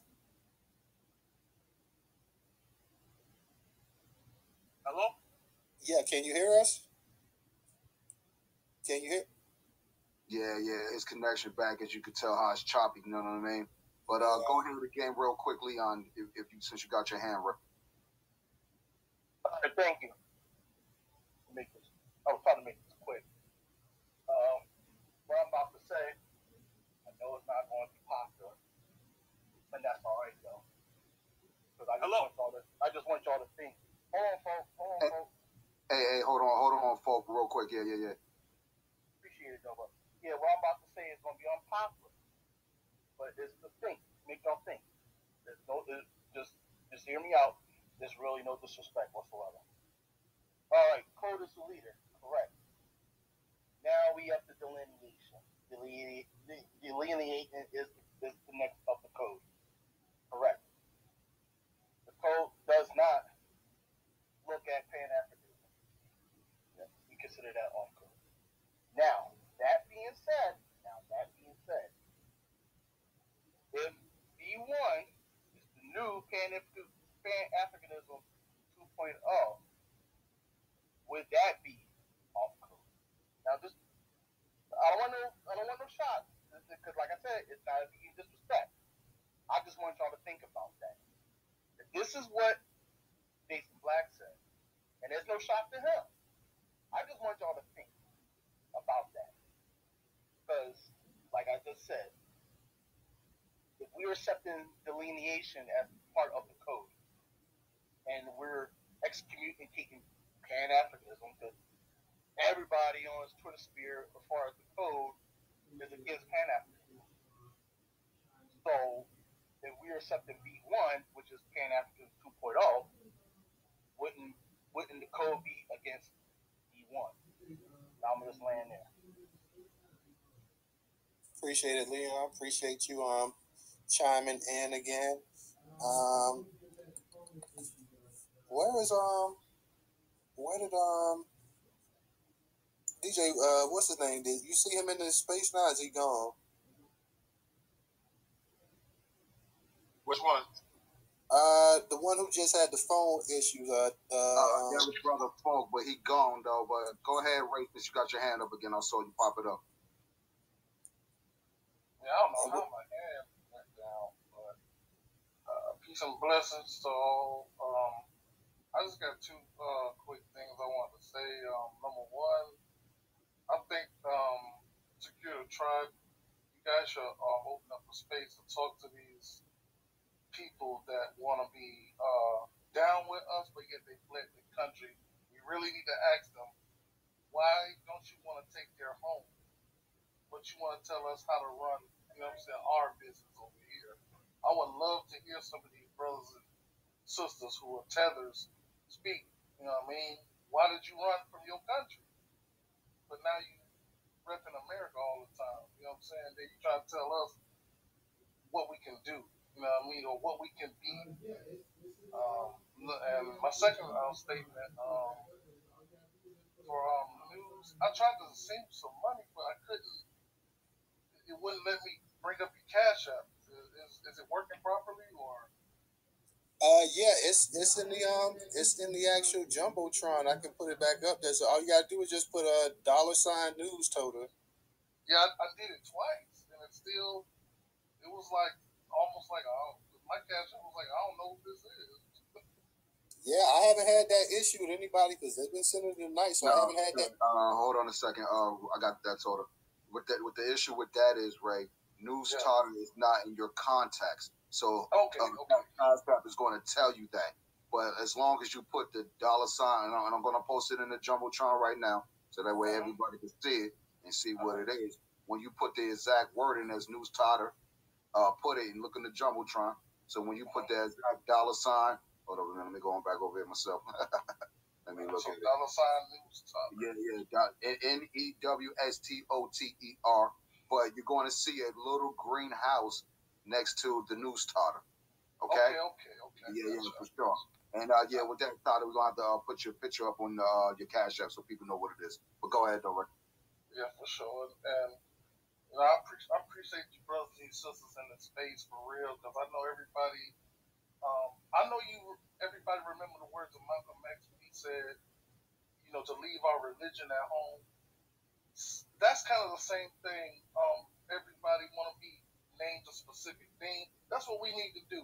You can have your tribal identity, your ethnic identity, but just remember, we all are trying to get this reparations thing for show popping. We all trying to make sure that people know that we did not immigrate to this country. That's the difference between us, Africans, Caribbeans, Aborigine Australians, anybody who was black in a whole different country. We did not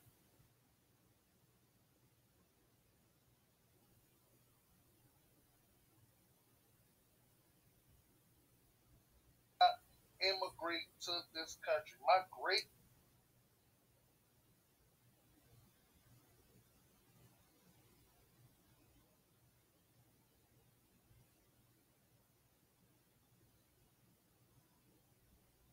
these people are Comanche. They got the paperwork to prove it. You understand? Come on, man. Keep it real. That's all I want. I'll land my plane. Peace and blessings. Definitely appreciate that, and I put it up in the jumbotron, so you should be able to see it up there right now. You just like I say, $ Newstoter. And DJ, you want to go ahead because we're going to go ahead and close it out. Go ahead and if you got something to say, and we're going to go ahead and close it out. So I know everybody else probably wants to try to get over there to the Jason Black Twitter space too and see what's going on tonight. Hey, to be honest with you, we got a squad up in here. We could keep talking, man. Jason Black doing what Jason Black doing. We doing what we doing over here. Trying to build amongst each other. So it's up. You have a nice size in here, man. Yeah. Oh yeah. It was a nice size in here. We did our thing and whatnot. I just got a little bit of stuff I need to work on for tomorrow and whatnot. So I was going to go ahead and close it out. And you guys, like I say, be on the lookout. Tomorrow, if I'll let you guys know around about 12, 1 o'clock if we're going to get Judge Joe Brown on here. And if we do, I'll go ahead and I'll tweet that out. So I want to also thank everybody who came to the space tonight and made this a success. DJ was in here with me last night. I think we ended up getting something like 50-some people in here, DJ. So that was our smallest space ever. But we still had a great conversation because we was talking about the police officer that allowed a black man to drown in front of his wife. And in North Carolina, you had 5 correctional officers responsible for killing a man in there. And they gave $3 million to his family, but no criminal charges filed against the police department, the county, or anything else. So we had a good space, and it doesn't matter the size of the space as long as the conversation is good. You know what I'm saying? But I'm glad that we had quite a few people out tonight. And DJ, I'll go ahead and let you chime in. And if you guys want to go ahead, please subscribe to the YouTube channel. If you're not following us in this space on Twitter, please go ahead and follow us on Twitter as well. And if you guys want to contribute to the Cash App, that is $Newstoter. We appreciate it.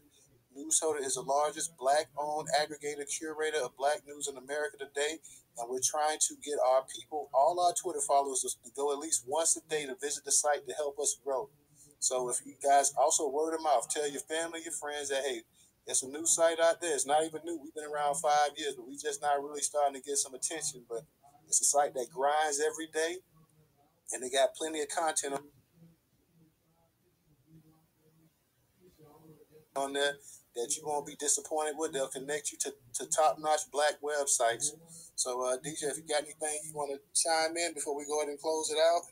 Also, I want to thank Irie for coming over here, co-hosting, helping us out. Peace to the Secure the Tribe. Peace to the B1 family. Peace to all of the FBA, 8OS, Freedmen, Indigenous, Moors, Hebrew Israelites, you name it. Peace to everybody out there in the family that's got a black first mindset. Whether you go by B1 or whatever, as long as you putting your people first. Peace to all of y'all. Thanks on that. Well, peace out to Irie Farmer on that. You Newstoter, appreciate you having these spaces so we can, dialogue amongst the people or whatever. So I'll just make it quick because I know everybody want to go over to the next space. The first time I ever heard B1 was well before Jason Black ever said it. I remember that the Bloods were saying that way back in the 80s. You feel what I'm saying? And it meant for blood first, your family first, your gang first, your people first. But I guess it just, adopted to the streets like anything else. We be one, you know what I'm saying? So that's the first time I ever heard of that. And then, like you said, Tyler, we ADOS, FBA, Freedmen or whatever, that's just code for Black America. You know what I mean? So stop all the bullshit. Stop, the fake gang banging that we doing with this high school shit, you know what I mean? And let's get this damn work done, man, because that's all it really is. It's high school shit, the cool kids in the room. And I'll leave it at that, man. I love y'all. Ira, you want to go ahead and drop something, man? I appreciate you coming through, and you got to do it again. Definitely appreciate the knowledge you dropped. Had you in some other spaces before, and definitely appreciate you. Me and DJ appreciate you coming in. This space appreciates you. Let the people know over there, Secure the Tribe, that we support them as well. We got a B1 mindset, but we support our people, and we love the work they're doing. Yes, my brother Newstoter, brother DJ, man, brother Seg, man, y'all family, man. Like, that's just how it is, man. I was born in Jersey, but I moved to Virginia. That don't make my family in Jersey less relevant. That don't make my family in Virginia more important. I come from Dillard, South Carolina. I went to university in Chapel Hill. Like, all of them, everywhere I went, my family was there. I made family that was from our diaspora, man. That's from our American chattel slave fields that we got. And I met some other folk along the way. Not every single one of them was always agreeing with me, but on a lot of issues, we could come to terms to understand that, yeah, that African know when we in the car, my boy Pernell, when we in the car, yeah, when that cop pull us over, he see 2 niggas. But when we give him both our ID, he know we 2 different. Your last name Egbo, my last name Mitchell, man. Like, we from 2 different areas. They gonna know, hey, this nigga is not an original Mitchell. The original Mitchells is whites. But this man is an original Egbo. So he didn't come from Chattel. He came from Africa. And that's okay. And what I'm trying to say is that we're going to ride together sometime, but sometime our destination might be different places. But that's all right. But this the catch. don't be trying to drive me away from the destination, and don't be trying to have me think that where I'm going is going to help me if it only helps you. That's undermining.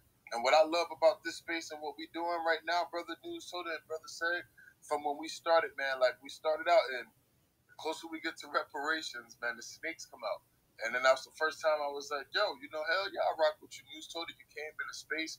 Brother Segway stayed up in there. We was chopping it for hours, man, like for real, like heavy. So it was only right that I come back over here because that's how we roll. You feel me? Like we love each other. That's how our love is. And you know what I think too, Brother Toter? That we've been so taken advantage of over these past 400 years. We've been misloved by so many times. We don't even want to see anything that resemble us going back to being like that again. You feel me? So it's real important that, you know, when you hear us speak, especially my sister April, my nigga don't even follow me right now, but I'll call her goddamn real phone and blow her shit up, and I could talk to her. But guess what? That's my family, cuz. For real. And at the end of the day, she got a lane she stay in. You got a lane you stay in.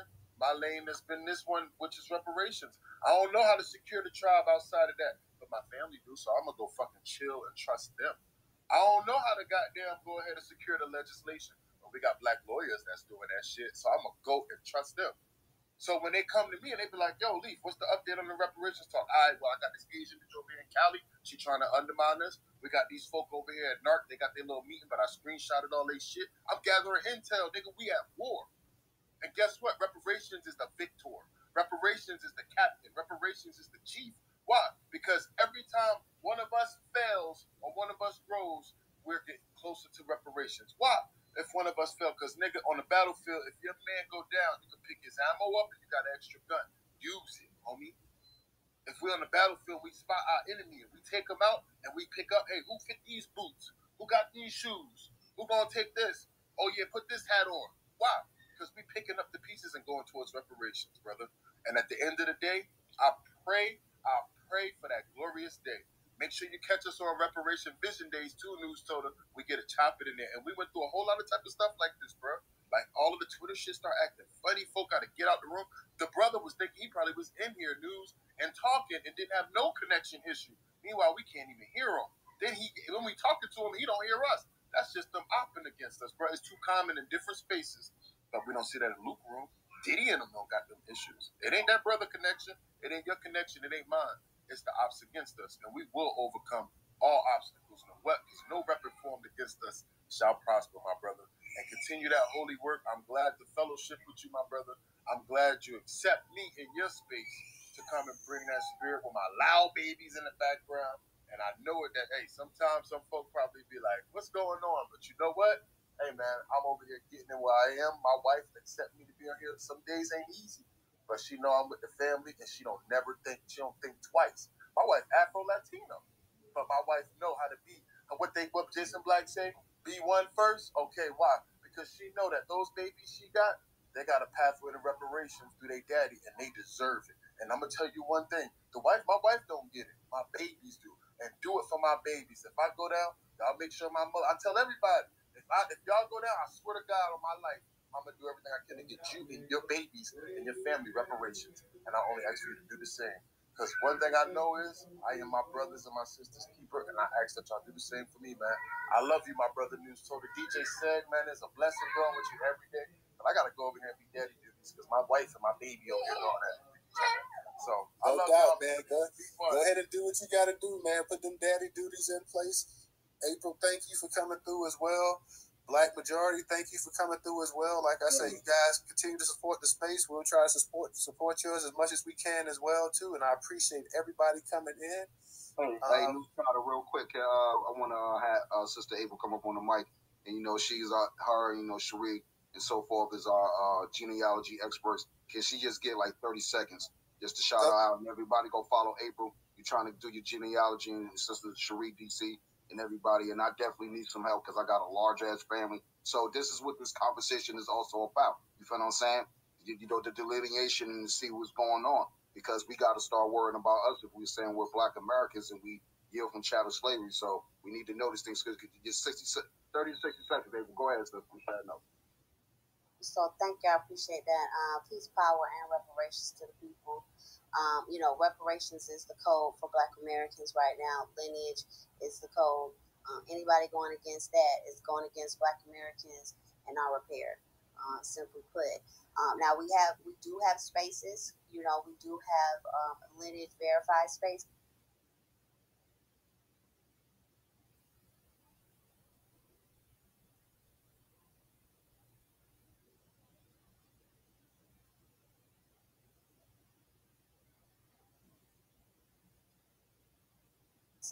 We have lineage every week. We have research classes. You even now, Cherie, you have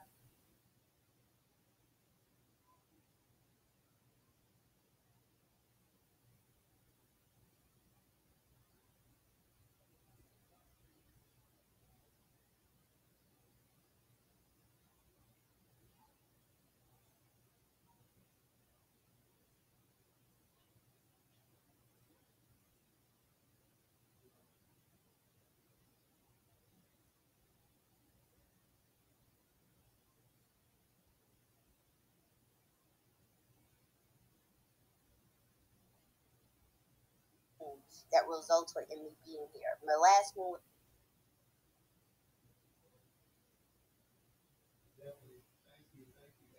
and for righteous progress for our people and for our grandchildren's grandchildren. That's all that matters. Nothing else. Thank you for allowing me to speak, brothers. I love y'all. I definitely support you this time. Great space. Thank you, April, for coming through. Like I said, you do. And I am subscribed. Oh, I know. I appreciate it. And I know you always come into spaces and stuff when you get a chance to. So believe me, that's not lost. I appreciate it. I appreciate you guys that like and share and retweet the stuff, come into spaces and all the other stuff. Trust me, having a black media and being small and trying to get it out there is tough work. But I appreciate every step that you guys are doing to try to help us. All I say is try to visit us once a day on the website. It's just for a minute. Just go to Newstoter and come right back to Twitter. And that'll go ahead and we're gonna try to see what space we got tomorrow. Like I said, hopefully we got Judge Joe Brown coming in. If not, we're gonna still hold a space on what I don't know at this moment, but we'll look at the platform, what's on the site, and see what we think the family might enjoy. So once again, y'all, thank y'all for coming out to this Twitter space, making this a success. This is one of our better Twitter spaces that we had in a while. And I'm just glad that we can go ahead and put all this stuff behind us, concentrate, and move forward on what we need to do. We know what our goal is, and we're not playing around anymore. So, again, thank you guys all for coming to the Twitter space. And y'all have a good night, and I'll talk to you tomorrow. Thank you, Brother Newstoter. And April better follow me back before I blow her phone up. Ooh, April, know what I mean? Hey, Ari, man, them kids is living their best life. I'm ready to come check out the farm, fam. But love y'all. Love y'all, man. Y'all always welcome, my brothers, and I can't wait. The strawberries are bringing in some good fruit, so any of my family is welcome. Of course, just you resting with the babies. But I love y'all, tribe. Blessings. Bless up, brother. Peace.